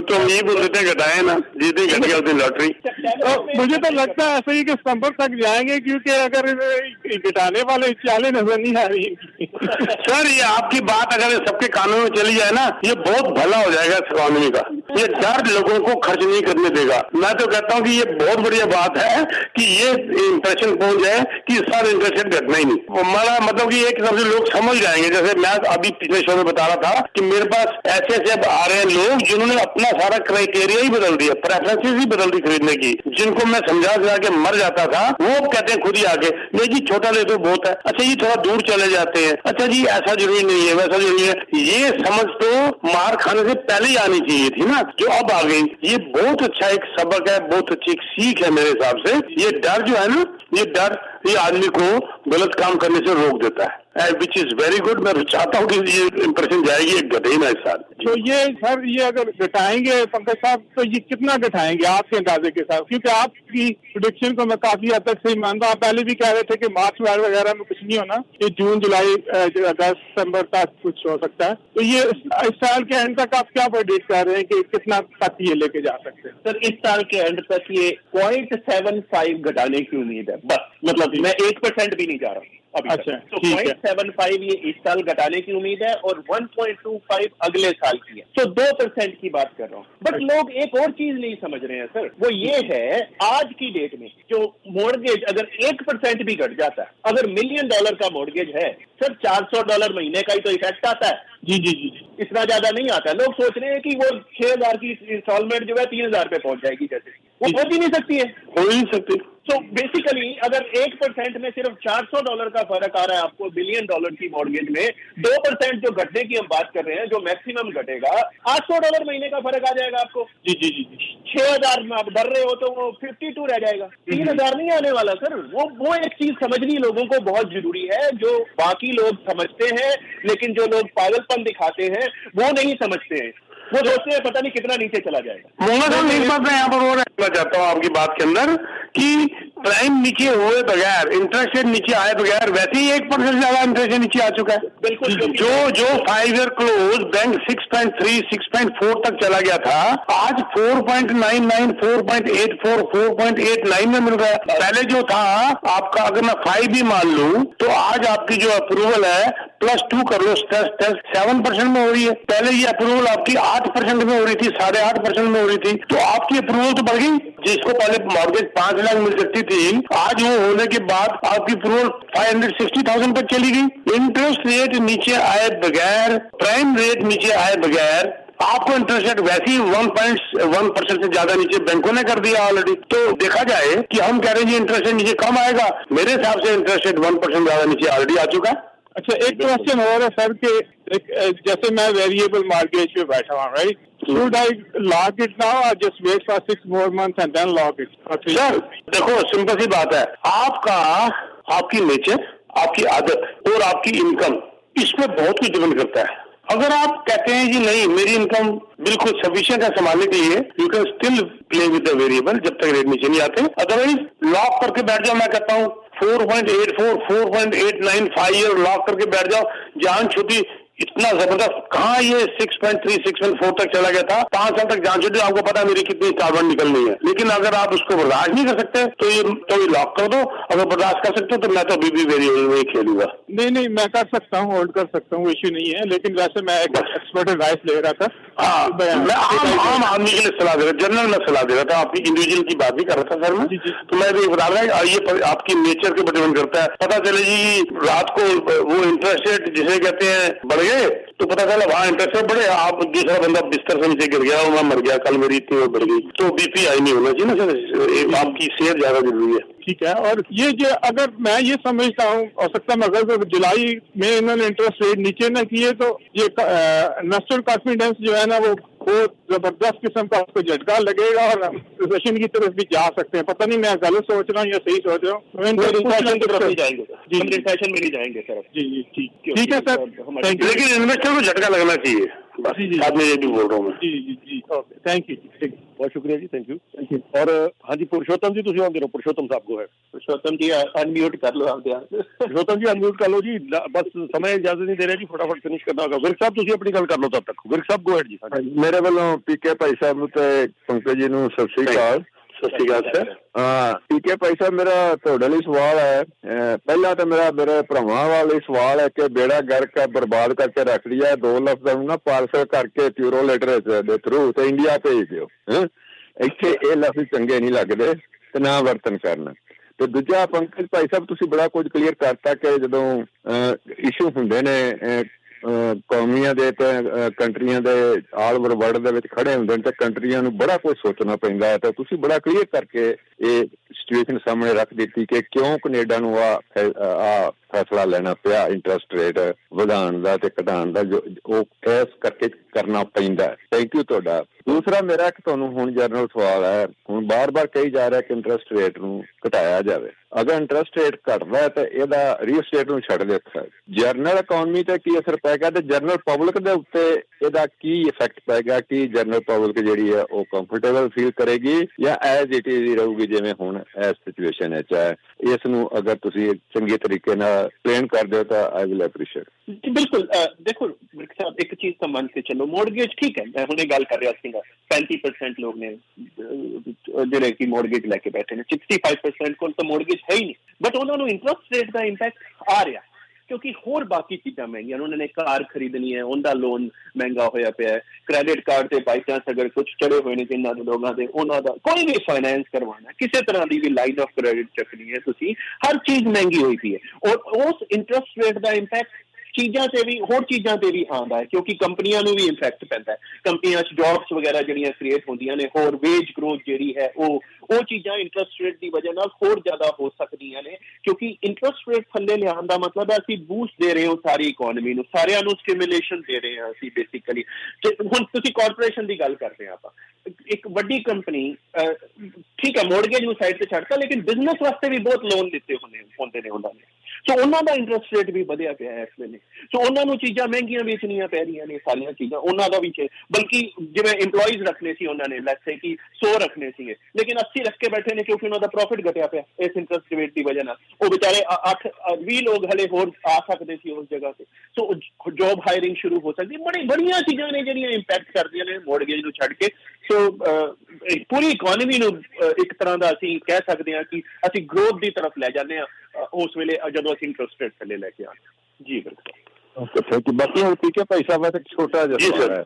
ਜੀ ਸਰ, ਮੈਂ ਕਮਰਸ਼ੀਅਲ 'ਚ ਇੰਟਰਸਟ ਰੱਖਦਾ, ਮੈਂ ਲਾਇਸੈਂਸ ਹੋਲਡਰ ਨਹੀਂ, ਪਰ ਮੈਂ ਜੋ ਕਮਰਸ਼ੀਅਲ 'ਚ ਦੇਖ ਰਿਹਾ ਪੀਕੇ ਭਾਈ ਸਾਹਿਬ, ਸ਼ਾਇਦ ਤੁਸੀਂ ਵੀ ਦੇਖ ਰਹੇ ਹੋਗੇ ਕਿ ਕਮਰਸ਼ੀਅਲ ਇੱਕ ਤਾਂ ਡੀਲਾਂ ਹੋ ਰਹੀਆਂ ਨੇ, ਇੰਟਰਸਟ ਰੇਟ ਦਾ ਕੋਈ ਉੱਥੇ ਇਫੈਕਟ ਨਹੀਂ ਆ ਰਿਹਾ, ਸਗੋਂ ਉਹਦੇ ਵਿੱਚ ਇੱਕ ਹੋਰ ਬੈਨੀਫਿਟ ਮਿਲ ਗਿਆ ਬਾਇਰਸ ਨੂੰ ਕਿ ਜਿਹੜੇ ਸੈਲਰ ਨੇ ਉਹ VTB ਆਲਮੋਸਟ 6% ਇੰਟਰਸਟ ਰੇਟ ਤੇ ਦੇਣ ਨੂੰ ਰੈਡੀ ਹੋਏ ਨੇ ਤੇ ਦੇ ਵੀ ਰਹੇ ਨੇ।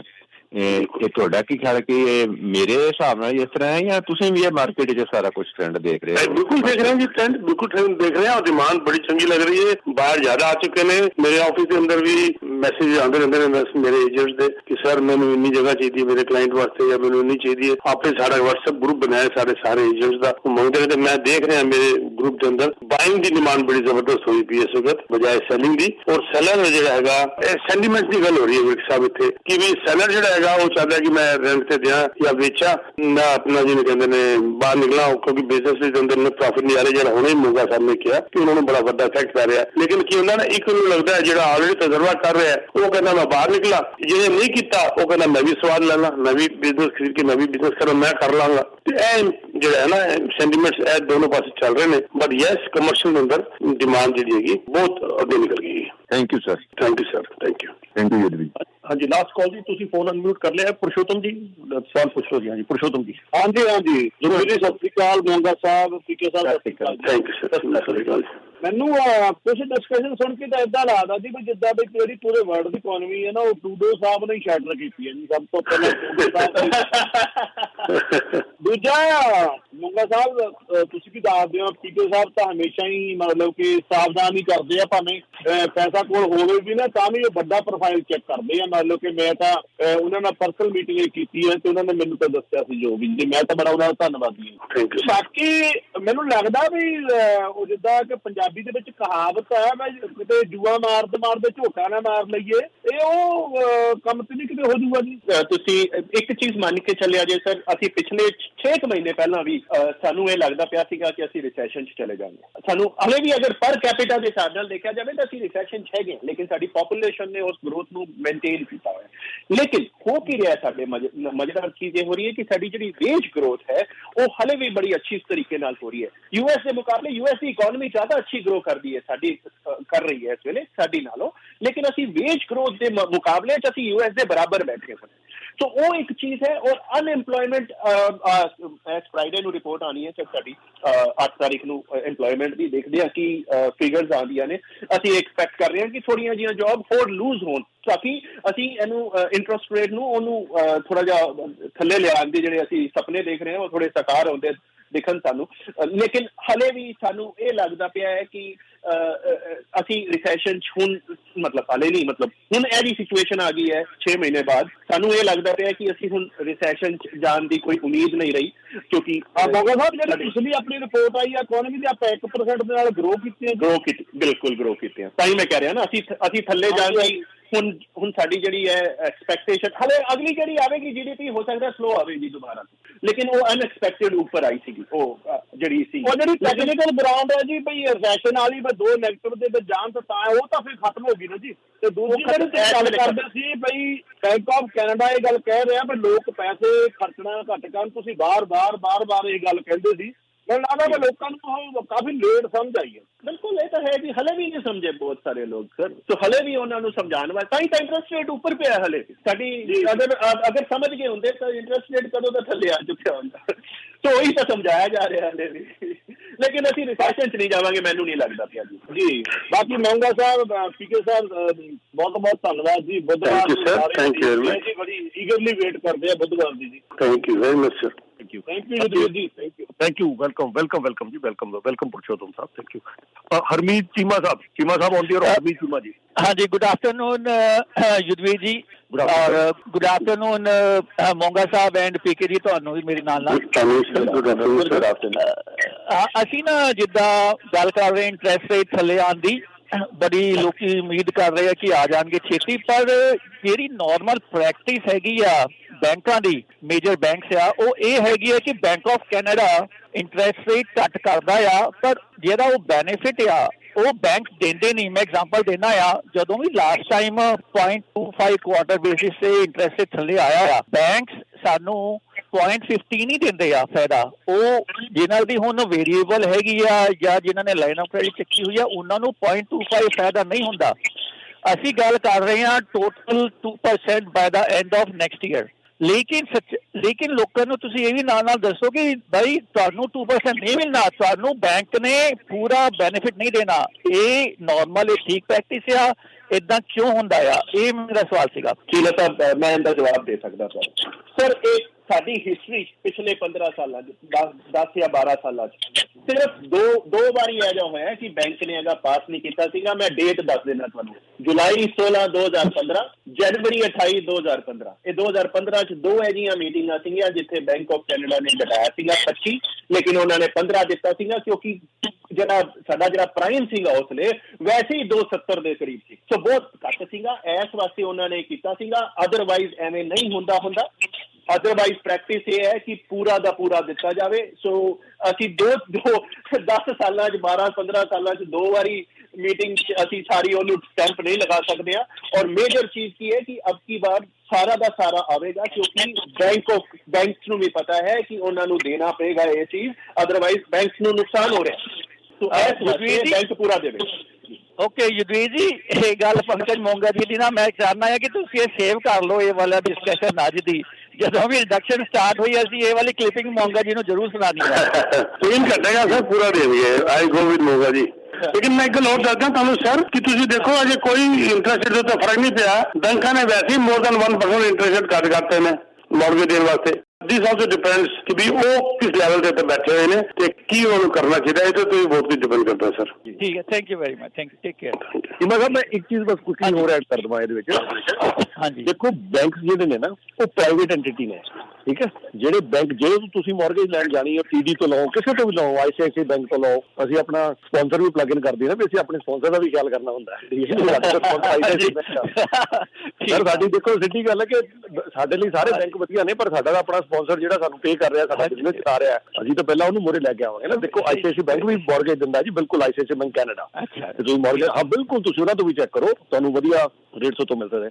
ਐਨੀਵੇਜ਼ ਜਿਹੜੇ ਬੈਂਕ ਨੇ ਸਰ, ਕੋਈ ICICI ਬੈਂਕ ਹੈ, ਕੋਈ TD ਬੈਂਕ ਹੈ, they are all private banks. ਹੁਣ ਹੁੰਦਾ ਕੀ ਹੈ, ਜਿਹੜੀ ਬੈਂਕ ਆਫ ਕੈਨੇਡਾ ਇਸ ਕਰਾਊਨ ਕਾਰਪੋਰੇਸ਼ਨ। ਹੁਣ ਕਰਾਊਨ ਕਾਰਪੋਰੇਸ਼ਨ ਨੇ ਆਪਣੇ ਹਿਸਾਬ ਨਾਲ ਓਵਰਨਾਈਟ ਲੈਂਡਿੰਗ ਰੇਟ ਦੱਸ ਰਿਹਾ ਕਿ ਸਾਡਾ ਇੰਨਾ ਹੈ, ਠੀਕ ਹੈ। ਹੁਣ ਬੈਂਕ ਨੇ ਆਪਣਾ ਦੇਖਣਾ ਹੈ, ਬੈਂਕ ਦੇਖੇਗਾ ਕਿ ਮੇਰੇ ਕੋਲ ਡਿਮਾਂਡ ਕਿੰਨੀ ਹੈ, ਸਪਲਾਈ ਕਿੰਨੀ ਹੈ, ਬਾਕੀ ਫੈਕਟਰਸ ਕਿੰਨੇ ਹੈ। ਬੈਂਕ ਨੇ 10 ਫੈਕਟਰ ਕੰਸੀਡਰ ਕਰਕੇ ਉਹਨੂੰ ਜਿੰਨੇ 'ਚ ਉਹਨੂੰ ਫਾਇਦਾ ਹੁੰਦਾ ਹੋਏਗਾ ਉਹਨੇ ਤੁਹਾਨੂੰ ਉਹ ਦੇਣਾ। ਜੇ ਮਾਰਕੀਟ ਦੇ ਵਿੱਚ ਉਹਨੂੰ ਲੱਗ ਰਿਹਾ ਹੈ ਕਿ ਭਾਈ ਸਾਹਿਬ ਇਸ ਵੇਲੇ ਉਹਨਾਂ ਦਾ ਆਪਣਾ ਬਜਟ ਹੈ ਵੀ ਇੰਨਾ ਪੈਸਾ ਅਸੀਂ ਮੌਰਗੇਜ ਲੈਂਡਿੰਗ ਕਰਨੀ ਹੈ, ਇੰਨਾ ਪੈਸਾ ਅਸੀਂ ਆਟੋ ਲੋਨ 'ਚ ਪਾਉਣਾ ਹੈ, ਇੰਨਾ ਪੈਸਾ ਅਸੀਂ ਰੀਫਾਈਨੈਂਸ ਪਾਉਣਾ ਹੈ, ਇੰਨਾ ਪੈਸਾ ਅਸੀਂ ਐਮਰਜੈਂਸੀ ਫੰਡ 'ਚ ਰੱਖਣਾ ਹੈਗਾ, so that the bank Canadian banking system. ਹੁਣੇ ਪੰਕਜ ਸਾਹਿਬ ਗੱਲ ਕਰ ਰਹੇ ਸੀ 2008 ਦੇ ਵਿੱਚ ਸਰ, ਇਹ ਤੇ ਤੁਸੀਂ ਭੁੱਲ ਹੀ ਜਾਓ ਨਾ ਕਿ ਸਾਡੇ ਵਿੱਚੋਂ ਕੋਈ ਵੀ ਜਿਹੜਾ ਬੈਂਕ ਸੀਗਾ ਉਹ ਸਾਡਾ ਕੋਈ ਬੈਂਕ ਕੋਈ ਖਰਾਬ ਹੋਇਆ ਹੋਵੇ। ਆਲ ਆਵਰ ਬੈਂਕਸ ਵਰ ਗ੍ਰੀਨ। ਬੈਂਕਰਪਸੀ ਦੀ ਤਾਂ ਗੱਲ ਹੀ ਬੜੀ ਦੂਰ ਹੈ। ਸਾਡੇ ਸਾਰੇ ਬੈਂਕ ਜਿੰਨੇ ਵੀ ਬੈਂਕ ਸੀਗੇ, ਹਾਂਜੀ ਮੈਂ ਹਰਮੀਤ ਚੀਮਾ ਜੀ ਨਾਲ ਗੱਲ ਕਰ ਰਹੇ ਹਾਂ। ਇੱਕ ਸੈਕਿੰਡ ਹੋਲਡ ਕਰਨਾ ਜੀ। ਹਾਂਜੀ ਅਸੀਂ ਹਰਮੀਤ ਚੀਮਾ ਜੀ ਨਾਲ ਗੱਲ ਕਰ ਰਹੇ ਹਾਂ। ਸਾਡੇ ਨੈਕਸਟ ਕਾਲਰ ਵੀ ਚੀਮਾ ਸਾਹਿਬ ਨੇ, ਪਰ ਮਨਸੂਰ ਚੀਮਾ ਸਾਹਿਬ ਤੁਸੀਂ ਫੋਨ ਮਿਊਟ ਕਰ ਲਓ, ਤੁਹਾਡੀ ਕਾਲ ਅਗਲੀ ਹੈ। ਮਨਸੂਰ ਚੀਮਾ ਸਾਹਿਬ ਤੁਸੀਂ ਫੋਨ ਮਿਊਟ ਕਰ ਲਓ ਜੀ। ਹਾਂਜੀ ਮਨਸੂਰ ਚੀਮਾ ਸਾਹਿਬ ਤੁਹਾਡੀ ਕਾਲ ਅਗਲੀ ਹੈ, ਤੁਸੀਂ ਫੋਨ ਮਿਊਟ ਕਰ ਲਓ। ਹਾਂਜੀ ਸਰ, ਜਦੋਂ 2008 ਦਾ ਰਿਸੈਸ਼ਨ ਆਇਆ ਨਾ, ਤੇ ਉਸ ਵੇਲੇ ਅਮਰੀਕਾ ਦੇ ਵਿੱਚ ਤੇ ਲੇਮਨ ਬ੍ਰਦਰਸ ਬੈਂਕ ਦੇ ਵਰ ਟੰਬਲਿੰਗ ਡਾਊਨ ਕਿ ਵਨ ਆਫਟਰ ਦਾ ਅਦਰ ਉੱਥੇ ਬੈਂਕਰਪਸੀਆਂ ਹੋ ਰਹੀਆਂ ਸੀਗੀਆਂ। ਤਾਂ ਸਾਡੇ ਕੈਨੇਡਾ ਦੇ ਵਿੱਚ ਜਿਹੜੇ ਬੈਂਕ ਸੀਗੇ ਦੇ ਵਰ ਆਲ ਗ੍ਰੀਨ। ਜਿਹੜੀ ਸਰਕਾਰ ਨੇ ਪੈਸੇ ਦੀ ਸਪੋਰਟ ਵੀ ਦਿੱਤੀ ਸੀਗੀ, that was just to maintain liquidity, ਕਿ ਤੁਹਾਡੇ ਕੋਲ ਭਾਈ ਪੈਸੇ ਦੀ ਕਮੀ ਨਾ ਹੋਏ। ਤੁਹਾਡੇ ਕੋਲ ਲਿਕੁਇਡਿਟੀ ਸਪੋਰਟ ਦੇਤੀ ਬੈਂਕ ਨੇ ਕਿ ਇੰਨਾ ਪੈਸਾ ਲੈ ਲਓ ਕਿ ਤੁਹਾਨੂੰ ਜੇ ਕਮੀ ਆਉਂਦੀ ਹੈ ਯੂਜ਼ ਕਰ ਲੈਣਾ। ਕਿਸੇ ਬੈਂਕ ਨੇ ਵੀ ਸਰਕਾਰ ਤੋਂ ਮਦਦ ਨਹੀਂ ਮੰਗੀ। ਇੰਨਾ ਸਟਰੋਂਗ ਫਾਈਨੈਂਸ਼ੀਅਲ ਸਿਸਟਮ ਹੈ ਸਾਡਾ। ਆਲ ਬੈਂਕਸ ਵਰ ਇਨ ਗ੍ਰੀਨ, ਪੈਸਾ ਬਣ ਰਿਹਾ ਬੈਂਕਾਂ ਦਾ, ਠੀਕ ਹੈ। ਉਹ ਫਿਰ ਉਹ ਦੇਖਦੇ ਆ, ਉਹ ਕਹਿੰਦੇ ਜੀ ਜੇ ਤੁਸੀਂ ਬੈਂਕ ਆਫ ਕੈਨੇਡਾ ਨੇ ਓਵਰਨਾਈਟ ਲੈਂਡਿੰਗ ਰੇਟ ਸਾਨੂੰ 0.25 ਦਿੱਤਾ ਹੈ। ਹਾਂ, ਹੁਣ ਮੈਂ PK ਜੀ ਔਰ ਪੰਕਜ ਜੀ ਦੀ ਗੱਲ ਨੂੰ ਅੱਗੇ ਵਧਾ ਦਿੰਦਾ। ਇਸ ਟਾਈਮ ਕੀ ਆ, ਉਹਨਾਂ ਨੂੰ ਪਤਾ ਹੈ ਕਿ ਮਾਰੋ ਮਾਰ ਮੱਚੀ ਹੋਈ ਹੈ, ਮਾਰਕੀਟ 'ਚ ਦਿੱਕਤ ਹੈ। ਇਸ ਕਾਰਨ ਉਹ most likely there is a fair chance ਕਿ ਉਹ ਜੇ 0.25 ਆਉਂਦਾ 0.25 ਪਾਸ ਆਨ ਕਰਨਗੇ। ਇੱਕ ਚੀਜ਼ ਮੈਂ ਹੋਰ ਤੁਹਾਨੂੰ ਦੱਸ ਦਿੰਦਾ, ਬੈਂਕ ਦੀ ਆਪਣੀ ਮਰਜ਼ੀ ਹੈ। ਜੇ ਬੈਂਕ ਬਹੁਤ ਸੌਖਾ ਆ ਤੇ ਬੈਂਕ ਕੋਲ ਡਿਮਾਂਡ ਹੈ ਨਹੀਂ। ਬੈਂਕ ਸੌਖਾ, ਬੈਂਕ ਕੋਲ ਲਿਕੁਇਡਿਟੀ ਬੜੀ ਹੈ, ਬੈਂਕ ਕੋਲ ਪੈਸਾ ਪਿਆ ਹੈ, ਡਿਮਾਂਡ ਇੰਨੀ ਹੈ ਨਹੀਂ, ਤੇ ਉਹਨਾਂ ਨੇ ਨਹੀਂ ਵੀ ਘਟਾਇਆ ਤਾਂ ਬੈਂਕ ਹੋ ਸਕਦਾ ਤੁਹਾਨੂੰ ਪਹਿਲਾਂ ਹੀ 0.5 ਜਾਂ 0.25 ਪਹਿਲਾਂ ਹੀ ਆਫਰ ਕਰ ਦੇਵੇ। ਉਹ ਕਹੇ ਜੀ ਹਜੇ ਇਨ ਐਂਟੀਸਪੇਸ਼ਨ ਕਿ ਬੈਂਕ ਨੇ ਜੇ ਘਟਾਉਣਾ ਹੈ, ਜੂਨ 'ਚ ਘਟਾਉਣਾ ਹੈ ਕਿ ਜੁਲਾਈ 'ਚ ਘਟਾਉਣਾ ਹੈ। ਉਹ ਕਹਿੰਦੇ ਸਾਡੇ ਕੋਲ ਤਾਂ ਪੈਸਾ ਅੱਜ ਪਿਆ ਜਨਾਬ, ਸਾਡੇ ਕੋਲ ਤਾਂ ਮਾਰਚ ਪਹਿਲੇ ਹਫਤੇ ਪੈਸਾ ਪਿਆ, ਅਸੀਂ ਕਰੋ ਉੱਥੋਂ ਆਰਡਰ ਆ ਜਾਣਾ ਜੇ ਪੈਸਾ ਬੈਂਕ ਸੌਖਾ ਹੈ। ਕਿ ਭਾਈ ਸਾਹਿਬ 1000 1500 2000 ਮੌਰਗੇਜ ਕਰ ਦਿਓ ਫਟਾਫਟ, ਪੈਸਾ ਅਸੀਂ 2 ਮਹੀਨੇ ਤੱਕ ਵੇਟ ਥੋੜੀ ਕਰਾਉਣੀ ਹੈ। ਉਹ ਕਹਿੰਦੇ ਜੀ ਉੱਤੇ ਉਹਨਾਂ ਨੇ ਹਜੇ 25.25 ਘਟਾਉਣਾ ਹੈ, 5% ਚੱਲ ਰਿਹਾ। ਉਹ ਕਹਿੰਦੇ ਛੱਡੋ ਉਹਨੂੰ 5 ਨੂੰ, ਸਾਡੇ ਕੋਲ ਸੌਖਾ ਕੰਮ ਪਿਆ, ਇਹਨਾਂ ਨੂੰ ਤੁਸੀਂ ਪੈਸਾ ਦੇ ਦਿਓ। This is how the system operates. Pankaj ji and PK ji can correct me if I am wrong anywhere. No 100% ਸਹੀ ਹੋ ਸਰ, ਤੁਸੀਂ ਬਿਲਕੁਲ ਐਵੇਂ ਹੀ ਚੱਲਦਾ ਜੀ। Okay, thank you. ਮੇਰਾ ਬਸ ਇਹੀ ਪਰਪਸ ਸੀਗਾ ਕਿ ਲੋਕੀ ਇਸ ਭੁਲੇਖੇ 'ਚ ਨਾ ਰਹਿ ਜਾਣ ਕਿ ਅਗਰ 2% ਥੱਲੇ ਹੋਇਆ ਤੇ 2% ਪਾਸ ਆਨ ਨਹੀਂ ਹੋਇਆ, 1.25 ਹੀ ਹੋਇਆ ਤਾਂ ਲੋਕੀ ਫੇਰ ਕਹਿਣਗੇ ਕਿ ਇਹ ਕੀ ਹੋ ਗਿਆ ਸਾਡੇ ਨਾਲ। ਮੇਰਾ ਬਸ ਕੁਐਸਚਨ ਬ੍ਰਿੰਗ ਅਪ ਕਰਨ ਦਾ ਇਹੀ ਸੀਗਾ। Thank you sir, thank you everyone. Good point. ਜਿਹੜਾ Bank of Canada, that is, you could consider that usually as an indicator. That could be considered as a bellwether mark for interest rates, but that cannot be the final say. ठीक है, बहुत बढ़िया ਤੁਹਾਡਾ ਹਰਮੀਤ ਚੀਮਾ ਜੀ, very intelligent question, but again that can be considered as an indicator ਕਿ ਜੇ Bank of Canada rate ਘਟਾ ਰਿਹਾ ਤਾਂ ਜੀ ਪ੍ਰਾਈਵੇਟ ਬੈਂਕ ਵੀ ਘਟਾ ਦੇਣਗੇ। ਉਹਨੂੰ ਤੁਸੀਂ ਇੱਕ ਸਿਗਨਲ ਮੰਨ ਸਕਦੇ ਹੋ, ਪਰ ਉਹਨੂੰ ਇਹ ਨਹੀਂ ਮੰਨ ਕੇ ਚੱਲਣਾ ਕਿ ਉਹ ਜੇ ਘਟਾ ਦੇਗਾ। ਤੁਹਾਡੀ ਗੱਲ ਠੀਕ ਹੈ ਜੀ, ਜੇ ਬੈਂਕ 2% ਘਟ ਜਾਏਗਾ interest rate, overnight lending rate, ਤਾਂ ਮੈਨੂੰ ਵੀ 2 ਮਿਲ ਜਾਏਗਾ ਪੱਕਾ। No, it could be even more. ਤੁਸੀਂ ਤਾਂ ਘੱਟ ਦੀ ਗੱਲ। ਪਰ ਕੱਲ ਨੂੰ ਮੇਰੀ ਗੱਲ ਸੁਣੋ, ਕੱਲ ਨੂੰ ਮੈਂ ਪੀਕੇ ਜੀ ਆ, ਕੱਲ ਨੂੰ ਪੀਕੇ ਜੀ ਦੇ ਬਥੇਰੇ ਮਿੱਤਰ ਹੈਗੇ ਨੇ, ਇਹਦੇ ਫਰੈਂਡ ਹੈਗੇ ਨੇ। ਪੀਕੇ ਜੀ ਦਾ ਇੱਕ ਵੱਡਾ ਕੋਈ ਆਈ ਵੋਂਟ ਬੀ ਸਰਪ੍ਰਾਈਜ਼, ਪੀਕੇ ਜੀ ਦਾ ਕੋਈ ਫਰੈਂਡ ਆ ਕੇ ਇੱਥੇ ਬੈਂਕ ਖੋਲ ਦਿੰਦਾ। ਅਗਲਾ ਕਹਿੰਦਾ ਭਾਈ ਜੀ ਮੇਰੇ ਕੋਲ ਪੈਸੇ ਬੜੇ ਨੇ, ਉਹ ਲੋਕ ਇੱਥੇ ਆ ਕੇ ਬੈਂਕ ਖੋਲ ਦਿੰਦੇ ਨੇ। ਉਹ ਕਹਿੰਦੇ ਜੀ ਛੱਡੋ ਬੈਂਕ ਆਫ ਕੈਨੇਡਾ ਉੱਤੇ ਥੱਲੇ ਕੀ ਕਰ ਰਿਹਾ, ਸਾਡੇ ਕੋਲ ਤਾਂ ਪੈਸਾ ਪਿਆ ਸੀ ਤਾਂ ਪੈਸਾ ਚੜਾਉਣਾ ਹੈ, ਸਾਡਾ ਪੈਸਾ ਵਰਕ ਕਰੇ ਸਾਡੇ ਲਈ। ਉਹ ਹੋ ਸਕਦਾ ਕਹਿਣ ਜੀ ਬੈਂਕ ਆਫ ਕੈਨੇਡਾ ਬਾਅਦ ਚ ਘਟਾਏਗਾ ਇੰਟਰਸਟ ਰੇਟ, ਅਸੀਂ ਤੁਹਾਨੂੰ ਪਹਿਲਾਂ ਹੀ ਆਫਰ ਕਰ ਰਹੇ ਹਾਂ, ਆ ਲਓ ਜੀ ਚੱਕੋ। ਛੱਡੋ ਬੈਂਕ ਆਫ ਕੈਨੇਡਾ ਨੇ ਟੋਟਲ 1% ਘਟਾਉਣਾ ਹੋਏਗਾ ਵੱਧ ਤੋਂ ਵੱਧ, ਅਸੀਂ ਤੁਹਾਨੂੰ ਪਹਿਲਾਂ ਹੀ 7% ਘਟਾ ਕੇ ਦੇ ਰਹੇ ਹਾਂ। ਇੰਟਰਸਟ ਰੇਟ ਲਓ, ਫਿਕਸ ਲਓ ਸਾਡੇ ਕੋਲ ਅੱਜ ਹੀ। It depends upon how. ਹਾਂ, ਬੈਂਕ ਆਫ ਕੈਨੇਡਾ ਦਾ ਜਿਹੜਾ ਓਵਰਨਾਈਟ ਲੈਂਡਿੰਗ ਹੈ, it is basically an indicator, that's all. It's not a confirm, ਉਹ ਫਰਮ ਨਹੀਂ ਹੈ। ਪ੍ਰਾਈਵੇਟ ਬੈਂਕ ਦੇ ਆਪਰੇਟ, ਪ੍ਰਾਈਵੇਟ ਬੈਂਕ ਹੋ ਸਕਦਾ ਤੁਹਾਨੂੰ ਕੁਝ ਵੀ ਨਾ ਪਾਸ ਔਨ ਕਰੇ। ਤੁਸੀਂ ਤਾਂ ਕਹਿੰਦੇ ਨਹੀਂ 25 ਦਾ 15, ਜੇ ਬੈਂਕ ਤੁਹਾਡਾ ਕਹੇ ਜੀ ਬੈਂਕ ਆਫ ਕੈਨੇਡਾ ਨੇ, ਤੁਸੀਂ ਦੌੜੇ ਜਾਓ ਬੈਂਕ ਕੋਲ ਕਿ ਸਰ ਉਹਨਾਂ ਨੇ ਤਾਂ ਘਟਾ ਦਿੱਤਾ ਹੈ। ਉਹ ਬੈਂਕ ਹੈ ਨਥਿੰਗ ਡੂਇੰਗ, ਮੈਂ ਨਹੀਂ ਘਟਾਣਾ, ਮੈਂ 1% ਵੀ ਨਹੀਂ, ਮੈਂ ਤੁਹਾਨੂੰ 25.25 ਵੀ ਨਹੀਂ ਪਾਸ ਔਨ ਕਰਨਾ। ਮੈਂ ਪ੍ਰਾਈਵੇਟ ਬੈਂਕ ਆ, ਮੇਰੀ ਆਪਣੀ ਮਰਜ਼ੀ ਹੈ, ਤਾਂ ਦੇਖਾਂਗਾ ਕਿੰਨਾ ਘਟਾਉਣਾ ਨਹੀਂ ਘਟਾਉਣਾ। ਠੀਕ ਹੈ, ਇਹ ਆ ਸਿਸਟਮ। ਠੀਕ ਹੈ, thank you sir, thank you. ਹਾਂਜੀ ਹਰਮੀਤ ਚੀਮਾ ਜੀ ਤੁਹਾਡਾ ਬਹੁਤ ਧੰਨਵਾਦ। ਮਨਸੂਰ ਚੀਮਾ ਜੀ ਤੁਸੀਂ ਆਉਂਦੇ ਰਹੋ। ਇਸ ਤੋਂ ਬਾਅਦ ਬਲਜੀਤ ਜੀ ਲਾਸਟ ਕਾਲ ਪਰ 2 ਕਾਲ ਲੈ ਕੇ ਰੈਪ ਅਪ ਕਰਾਂਗੇ। ਸਤਿ ਸ਼੍ਰੀ ਅਕਾਲ ਜਦਵੀਰ ਜੀ। ਸਤਿ ਸ਼੍ਰੀ ਅਕਾਲ ਜੀ, ਪੈਰੀ ਪੈਨਾ ਜੀ, ਵੈਲਕਮ ਚੀਮਾ ਸਾਹਿਬ। ਜਦਵੀਰ ਜੀ ਮੈਂ ਥੋੜੀ ਜਿਹੀ ਗੱਲ ਦਰੁਸਤ ਕਰਨੀ ਸੀ ਆਪਣੀ। ਆਪਣਾ ਕੀ ਸੀ ਭਾਈਆਂ ਦਾ ਨਾਂ ਜਿਹਨਾਂ ਕਿਹਾ ਖਾਲਿਸਤਾਨ ਕਰੋ। ਮੈਨੂੰ ਤੁਸੀਂ 5 ਮਿੰਟ ਦੇ ਦਿਓ, 5-10 ਮਿੰਟ ਦੇ ਦਿਓ, ਅਸੀਂ 1 ਵਜੇ ਰੈਪ ਅਪ ਕਰ ਦੇਣਾ ਹੁੰਦਾ। 12:30 ਕਰਨਾ ਹੁੰਦਾ ਥੋੜਾ ਜਿਹਾ, ਕਿਉਂਕਿ ਟੌਪਿਕ ਬੜਾ ਇੰਟਰਸਟਿੰਗ ਚੱਲ ਰਿਹਾ ਹੈ। ਓਕੇ, ਸੁਬਾਹ ਕਰਨਾ। ਨਹੀਂ, ਮੈਂ ਤੁਹਾਨੂੰ ਕਾਲ ਬੈਕ ਕਰ ਰਿਹਾ, 5 ਮਿੰਟ ਦਿਓ। 5 ਠੀਕ ਹੈ, 5 ਮਿੰਟ ਦਿਓ। ਬਲਜੀਤ ਸਾਹਿਬ ਤੁਸੀਂ ਆਉਂਦੇ ਰਹੋ। ਬਲਜੀਤ ਸਾਹਿਬ ਗੋ ਹੈਡ। ਹੈਲੋ, ਹਾਂਜੀ ਬਲਜੀਤ ਸਾਹਿਬ ਤੁਸੀਂ ਆਉਂਦੇ ਰਹੋ। ਬਲਜੀਤ ਸਤਿ ਸ਼੍ਰੀ ਅਕਾਲ ਜੀ। ਮੇਰਾ ਕੁਐਸਚਨ ਇਹ ਸੀ ਕਿ ਅਪ੍ਰੈਲ ਦੇ ਵਿੱਚ ਕਾਰਬਨ ਟੈਕਸ ਵਧੇਗਾ ਤੇ ਉਹਦੇ ਨਾਲ ਉਹਦੀ ਰਿਪੋਰਟ ਆਏਗੀ ਮਈ 'ਚ, ਉਸ ਮੰਥ ਦੀ ਅਪ੍ਰੈਲ ਦੀ ਇਨਫਲੇਸ਼ਨ। ਤੇ ਜਦੋਂ ਕਾਰਬਨ ਟੈਕਸ ਵਧੇਗਾ ਤਾਂ ਮਈ ਦੀ ਰਿਪੋਰਟ ਵਿੱਚ ਇਨਫਲੇਸ਼ਨ ਅਗਰ ਵੱਧਦੀ ਹੈ ਤਾਂ ਜੂਨ ਜੁਲਾਈ ਦੀ ਆਪਾਂ ਗੱਲ ਕਰ ਰਹੇ ਹਾਂ, ਮੈਨੂੰ ਲੱਗਦਾ ਉਸ ਤੋਂ ਵੀ ਜ਼ਿਆਦਾ ਨਾ ਪੁਸ਼ ਹੋ ਜਾਏ ਰੇਟ ਆਫ ਇੰਟਰਸਟ ਘਟਣਾ। ਬਿਲਕੁਲ ਹੋ ਸਕਦਾ, ਬਹੁਤ ਸੋਲਿਡ ਪੁਆਇੰਟ ਹੈ, ਬਹੁਤ ਵਧੀਆ ਪੁਆਇੰਟ ਹੈ। ਬਿਲਕੁਲ ਹੋ ਸਕਦਾ ਸਰ, ਬਿਲਕੁਲ ਠੀਕ ਹੈ, ਕੋਈ ਹਰਜ ਹੀ ਨਹੀਂ ਹੈ ਸਰ। ਮੈਂ ਤਾਂ ਦੇਖੋ, ਮੈਂ ਹਲੇ ਵਾਲੇ ਜੁਲਾਈ ਤੇ ਸਟਿਕ ਕਰ ਰਿਹਾ ਹਲੇ ਵੀ, ਲੇਕਿਨ ਤੁਹਾਨੂੰ ਯਾਦ ਹੋਵੇਗਾ ਮੈਂ ਅੱਜ ਤੋਂ ਕੋਈ 20-25 ਦਿਨ ਪਹਿਲਾਂ, ਮਹੀਨਾ ਪਹਿਲਾਂ ਤਾਂ ਮੈਂ ਇਹ ਵੀ ਸਟੇਟਮੈਂਟ ਦੇਗਾ ਸੀ ਕਿ ਸਤੰਬਰ ਜਾਂ ਨਾ ਹੀ ਹੋਵੇ, ਸ਼ਾਇਦ ਵੱਧ ਜਾਵੇ। ਹਾਲਾਤ ਤੇ ਡਿਪੈਂਡ ਕਰੇਗਾ ਜੀ, ਹਾਲਾਤ ਤੇ ਡਿਪੈਂਡ ਕਰੇਗਾ ਕੀ ਹੁੰਦੇ ਨੇ। ਬਾਕੀ ਬਲਜੀਤ ਜੀ ਤੁਹਾਨੂੰ ਮੈਂ ਬੜਾ ਅਪਰੀਸ਼ੀਏਟ ਕਰਨਾ, ਤੁਹਾਡੀ ਜਦ ਵੀ ਤੁਹਾਡੀ ਕਾਲ ਆਉਂਦੀ ਹੈ ਤੁਸੀਂ ਬਹੁਤ ਸੋਹਣੀ ਗੱਲ ਕਰਦੇ ਹੋ। ਆਈ ਮਸਟ ਅਪਰੀਸ਼ੀਏਟ ਜੀ। ਬਿਲਕੁਲ ਬਲਜੀਤ ਜੀ, ਦੇਖੋ ਹੁਣ ਹੋਏਗਾ ਕੀ, ਕਾਰਬਨ ਟੈਕਸ ਦਾ ਇੱਕ ਅਲੱਗ ਇਸ਼ੂ ਹੈ। ਹਾਲੇ ਤਾਂ ਸਾਨੂੰ 18 ਅਪ੍ਰੈਲ ਦਾ ਬਜਟ ਦੇਖਣਾ, ਬਜਟ 'ਚ ਕੀ ਗੁਡੀਜ਼ ਆ ਰਹੀਆਂ ਨੇ ਸਾਡੇ ਵਾਸਤੇ, ਕੀ ਇਹ ਲਿਬਰਲ ਸਰਕਾਰ ਕੀ ਦੇਣਾ ਚਾਹ ਰਹੀ ਹੈ। ਕਿ ਅਗਰ ਕਿਤੇ ਉਹਨਾਂ ਨੇ ਜ਼ਿਆਦਾ ਐਕਸਪੈਂਸ਼ਨ ਕਰ ਦਿੱਤੀ ਤਾਂ ਫਿਰ ਭੁੱਲ ਜਾਓ ਤੁਸੀਂ ਇੰਟਰਸਟ ਰੇਟ ਨੂੰ, ਕੀ ਘਟੇਗਾ ਅਗਰ ਇਹਨਾਂ ਨੇ ਜ਼ਿਆਦਾ ਪੈਸਾ ਸਿੱਟ ਦਿੱਤਾ ਤਾਂ ਇੱਥੇ। ਕਿਉਂਕਿ ਅਗਰ ਜ਼ਿਆਦਾ ਪੈਸਾ ਸਿੱਟ ਦਿੱਤਾ ਤਾਂ ਫਿਰ ਇਨਫਲੇਸ਼ਨ ਦੀ ਗੱਲ ਖੜੀ ਹੋ ਜਾਏਗੀ ਨਵੀਂ ਸਾਡੇ ਵਾਸਤੇ। ਸੋ ਬਹੁਤ ਸਾਰੇ ਫੈਕਟਰ ਨੇ ਸਰ, ਅਸੀਂ ਇੱਥੇ ਕੁਝ ਨਹੀਂ ਕਹਿ ਸਕਦੇ। ਜਿਵੇਂ ਅੱਜ ਜਰੋਮ ਪਾਵਲ ਸਾਹਿਬ ਨੇ ਅੱਜ ਸਵੇਰੇ ਸਟੇਟਮੈਂਟ ਦਿੱਤੀ ਹੈ ਕਮੇਟੀ ਦੇ ਸਾਹਮਣੇ, ਜਿਹੜੇ USA ਫੈਡ ਕਹਿੰਦੇ ਤੁਸੀਂ ਭੁੱਲ ਜਾਓ ਕਿ ਘਟਾਉਣ ਦੀ ਤਾਂ ਤੁਸੀਂ ਮੇਰੇ ਤੋਂ ਕੁਐਸਚਨ ਹੀ ਨਾ ਪੁੱਛੋ, ਇਹ ਪੁੱਛੋ ਕਿ ਮੈਂ ਵਧਾਵਾਂਗਾ ਕਦੋਂ। ਹਲੇ ਸੋ ਇਹ ਚੀਜ਼ਾਂ ਹਲੇ ਸਾਨੂੰ ਕੁਛ ਨਹੀਂ ਪਤਾ। ਅਸੀਂ ਸਿਰਫ ਇੱਥੇ ਬਹਿ ਕੇ ਆਪਦੀ ਪ੍ਰੈਡਿਕਸ਼ਨ ਦੇ ਸਕਦੇ ਹਾਂ, ਜਿਸ ਤਰ੍ਹਾਂ ਦੀਆਂ ਅੱਜ ਕੱਲ੍ਹ ਦੀਆਂ ਰਿਪੋਰਟਾਂ ਨੇ ਉਸ ਹਿਸਾਬ ਨਾਲ ਦੇ ਸਕਦੇ ਹਾਂ। ਕੱਲ ਸਵੇਰੇ ਕੀ ਹੋ ਜਾਏਗਾ ਉਹਦੇ ਹਿਸਾਬ ਨਾਲ ਹਰ ਚੀਜ਼ ਚੇਂਜ ਹੋ ਸਕਦੀ ਹੈ। ਸੋ ਹਲੇ ਕੁਛ ਨਾ ਸੋਚੋ ਜੀ। Thank you Baljit Sahib, thank you. ਹਾਂਜੀ, ਸਮੇਂ ਸਾਨੂੰ ਹੋਰ ਇਜਾਜ਼ਤ ਨਹੀਂ ਦੇ ਰਿਹਾ ਜੀ। ਬਾਕੀ ਮੈਂ ਚਾਹਾਂਗਾ ਪੀਕੇ ਜੀ ਵਿਲ ਸਟਾਰਟ ਵਿਦ ਯੂ। ਤੁਹਾਡੇ ਉਹ ਤੁਸੀਂ ਰੈਗੂਲਰ ਦੀ ਗੱਲ ਕਰ ਰਹੇ ਸੀਗੇ। ਜੀ ਥੈਂਕ ਯੂ ਵੀਰ ਜੀ। ਮੈਂ ਬੜਾ ਵਧੀਆ ਚੀਜ਼ ਕਹਿਣਾ ਚਾਹਾਂਗਾ ਕਿ ਰੈਗੂਲਰ ਬਿਲਡਿੰਗ ਜਿਹੜੀ one of the richest area of Toronto ਜਿਹੜੀ ਮੈਂ ਵੇਚੀ ਸੀ, ਐਂਡ ਮੈਂ ਅਪਰੋਕਸੀਮੇਟਲੀ ਟੋਟਲ ਬਿਲਡਿੰਗ ਦਾ 20% ਮੈਂ ਇਕੱਲੇ ਨੇ ਵੇਚਿਆ ਸੀਗਾ ਸਰ। ਪੂਰੀ ਬਿਲਡਿੰਗ ਦਾ 20%, 1/5 ਯੂਨਿਟਸ ਮੈਂ ਵੇਚੇ ਸੀਗੇ ਔਰ ਜਿਹਦੇ ਉੱਤੇ ਮੈਨੂੰ ਅਰਾਊਂਡ $400,000 ਦੀ ਡਾਇਮੰਡ ਰੋਲੈਕਸ ਵਾਚਿਸ ਵਗੈਰਾ ਮਿਲੀਆਂ ਸੀਗੀਆਂ। ਤੁਸੀਂ ਪਿਕਚਰ ਵੀ ਦੇਖੀ ਸੀ ਯੂਵੀ ਜੀ। ਉਹ ਪ੍ਰੋਜੈਕਟ ਮੈਂ ਇੰਨਾ ਕੌਨਫੀਡੈਂਟ ਸੀਗਾ ਕਿ ਮੈਂ ਵੀ ਲਿੱਤਾ ਸੀ ਔਰ ਵੇਚਿਆ ਸੀ, ਬੜੇ ਜ਼ੋਰ ਨਾਲ ਵੇਚ ਰਿਹਾ ਸੀਗਾ, ਮੈਨੂੰ ਇੰਨਾ ਕੌਨਫੀਡੈਂਸ ਸੀਗਾ। ਉसी ਪ੍ਰੋਜੈਕਟ ਨੂੰ ਲਾਸ ਵੇਗਾਸ ਦੇ ਅੰਦਰ ਨਾਰਥ ਅਮਰੀਕਾ ਦੀ ਬੈਸਟ ਹਾਈ ਰਾਈਜ਼ ਬਿਲਡਿੰਗ ਦਾ ਅਵਾਰਡ ਮਿਲਿਆ ਆਫ ਦਾ ਈਅਰ, ਉसी ਬਿਲਡਿੰਗ ਨੂੰ ਰੈਗੂਲਰ ਨੂੰ ਮਿਲਿਆ ਸਰ। ਔਰ ਨਾਟ ਓਨਲੀ ਦੈਟ, ਮੈਂ ਇੰਨਾ ਜ਼ਬਰਦਸਤ ਉਸ ਉੱਤੇ ਨੈਗੋਸ਼ੀਏਟ ਕੀਤਾ ਸੀ ਬਿਲਡਰ ਨਾਲ। ਕੁਝ ਗੱਲਾਂ ਨੇ, ਇੱਕ ਤੇ ਮੈਂ ਟਾਪ ਪ੍ਰੋਡਿਊਸਰ ਸੀਗਾ, ਨੰਬਰ 2 ਜਿਹੜੇ ਕਿ ਰਿਲੇਸ਼ਨ ਬੜੇ ਜ਼ਬਰਦਸਤ ਨੇ। ਹੁਣ ਬੱਚੇ ਉਹਨਾਂ ਦੇ ਕੰਮ ਕਰ ਰਹੇ ਨੇ, ਜੋਸਫ ਫੈਲਡਮੈਨ, ਕ੍ਰਿਸਟੋਫਰ, ਲੇਕਿਨ ਫਾਦਰ ਜੀ ਇਹਨਾਂ ਦੇ ਜਿਹੜੇ ਡੇਵਿਡ ਫੈਲਡਮੈਨ ਨਾਲ ਮੇਰਾ ਕੰਮ ਕਰਦਾ ਸੀਗਾ। ਇਹਨੇ ਚੰਗੇ ਰਿਲੇਸ਼ਨਸ, ਕਿਉਂਕਿ ਬੱਚੇ ਲਾਈਕ ਅੰਕਲ ਮੈਨੂੰ ਟ੍ਰੀਟ ਕਰਦੇ ਨੇ ਤੇ ਉਹ ਵੀ ਥੋੜਾ ਬਹੁਤ ਬੈਨੀਫਿਟ ਹੋ ਜਾਂਦਾ। ਤੇ ਮੈਂ ਹੁਣ ਵੀ ਜੋ ਮਰਜ਼ੀ ਪ੍ਰਾਈਸ ਲੈ ਕੇ ਆ ਜਾਓ, ਜਿੰਨਾ ਮਰਜ਼ੀ ਡਿਸਕਾਊਂਟ ਲੈ ਕੇ ਆ ਜਾਓ, ਉਹਨੂੰ ਮੈਂ ਪੂਰੀ ਤਰ੍ਹਾਂ ਬੀਟ ਕਰ ਦਿਆਂਗਾ। ਜੋ ਪ੍ਰਾਈਸ ਮੈਂ ਤੁਹਾਨੂੰ ਦੇ ਦੇਵਾਂਗਾ ਕੋਈ ਮੈਚ ਹੀ ਨਹੀਂ ਕਰ ਸਕੇਗਾ, ਕੋਈ ਨਹੀਂ ਮੈਚ ਕਰ ਸਕੇਗਾ। ਇੱਕ ਚੀਜ਼ ਜਿਹੜੀ ਉਹ ਓਪਨ ਨਹੀਂ ਦੇ ਰਹੇ ਨੇ ਕਿ ਜੀ ਤੁਸੀਂ ਉਹਨਾਂ ਕੋਲ ਯੂਨਿਟ ਲੈ ਲਓ, ਪ੍ਰਾਈਸ ਲੈਸ ਉੱਤੇ ਤੁਹਾਨੂੰ 2 ਸਾਲ ਤੱਕ mortgage, not only principal, not only interest, ਪੂਰੀ ਮੌਰਗੇਜ ਹੀ 2 ਸਾਲ ਤੁਹਾਨੂੰ ਬਿਲਡਰ ਦੇਗਾ ਤੁਹਾਡੀ, 2 ਸਾਲ ਤੱਕ। ਯਾਨੀ ਤੁਹਾਨੂੰ 2029 ਤੁਹਾਨੂੰ ਚਾਬੀ ਮਿਲਣੀ ਹੈ ਜਾਂ ਕਲੋजिंग ਹੋਣੀ ਹੈ, 2031 ਤੱਕ ਤੁਸੀਂ ਮੌਰਗੇਜ ਦੇਣੀ ਨਹੀਂ, ਸਾਰਾ ਪੈਸਾ ਆਪਣੇ ਕਰ ਲੈ ਜਾਓ। ਇਹ ਉਹਨਾਂ ਨੇ VIP ਏਜੰਟ ਵਾਸਤੇ ਕੀਤਾ ਹੈ।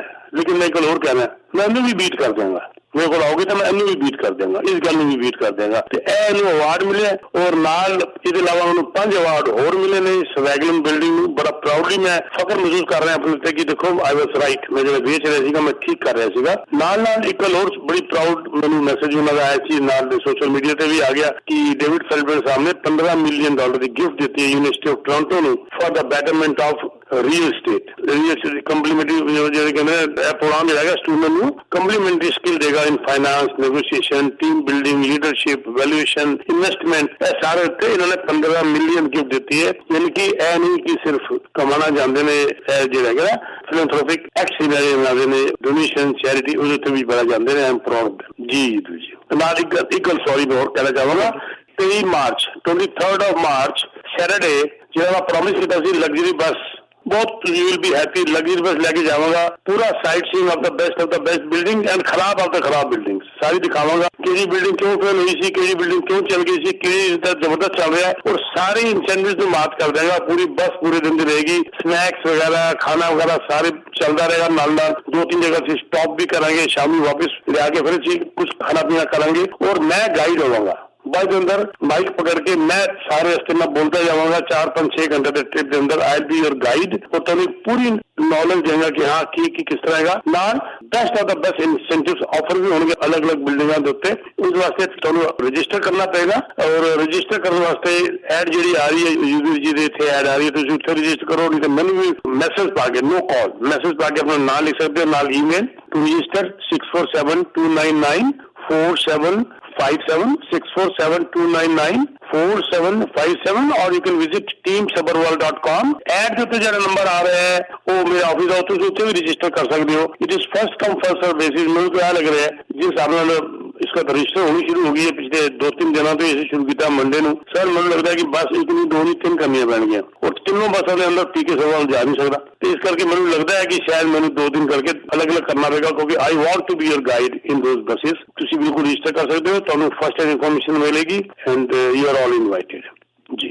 ਪਰ ਬੱਸਾਂ ਮੈਨੂੰ ਵੀ ਲੱਗ ਰਿਹਾ ਕਿ 2-3 ਕਰਨੀਆਂ ਪੈਣੀਆਂ, ਅਲੱਗ-ਅਲੱਗ ਦਿਨ ਕਰ ਲਓ, ਕਿਉਂਕਿ ਉਹ ਫਿਰ ਬੰਦੇ ਕਹਿਣਗੇ ਵੀ ਜਿਹੜੀ ਬੱਸ ਪੀਕੇ ਜੀ ਆ ਸਾਨੂੰ ਉਸੇ ਬੱਸ ਤੇ ਬਿਠਾਓ। हाँ वही मैं सोच रहा मैं एटलीस्ट 2 तो करेंगे, एक सैटरडे एक संडे, ताकि 2 दिन तो मैं अगर इस तो ज्यादा और लग रहे हो जाएंगे तो फिर वो तो अगले सैटरडे संडे कर देंगे। लेकिन अगला सैटरडे संडे क्योंकि लॉन्ग वीकेंड हैगा, मुझे नहीं पता कितने लोग होंगे, लेकिन मेरी कोशिश रहेगी कि फिर मैं नेक्स्ट वीक ले जाऊंगा। लेकिन मैं हर बस के अंदर नाल खुद रहना चाहूंगा, क्योंकि सेमिनार भी चलता रहेगा, लोगों के क्वेश्चन आंसर भी चलते रहेंगे, बड़ा एंटरटेनिंग भी हो जाएगा, नॉलेज भी मिलती रहेगी, मैं क्लोज भी आ जाऊंगा, नाल वो गाइड भी होता रहेगा जी। ए देखो एरिया है, मैं एरिया कहना सीगा, इस तरह बिल्डिंग हैगी, इस तरह हैगा, पूरी फर्स्ट टाइम इन्फॉर्मेशन मिलती रहेगी। नाल तुहानू रिगार्ड दिता जाएगा। 1-2-3 जगह मैं अलग अलग बिल्डरों के सेल सेंटर जाके बस रोक के कुछ स्नैक्स का भी इंतजाम कराऊंगा। बस के अंदर भी सब कुछ खाना पीना चलता रहेगा। It will be not a regular bus like वो सीटा बैठी है 3-3 सीटा, no it will be like a limousine luxury type bus, जिस बस के अंदर 55-60 लोग आते हैं, उसके अंदर 45 से ज्यादा नहीं आएंगे जी।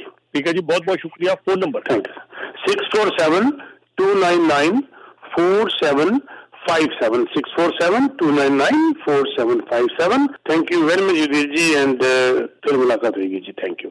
Wishing all the best sir. Thank you.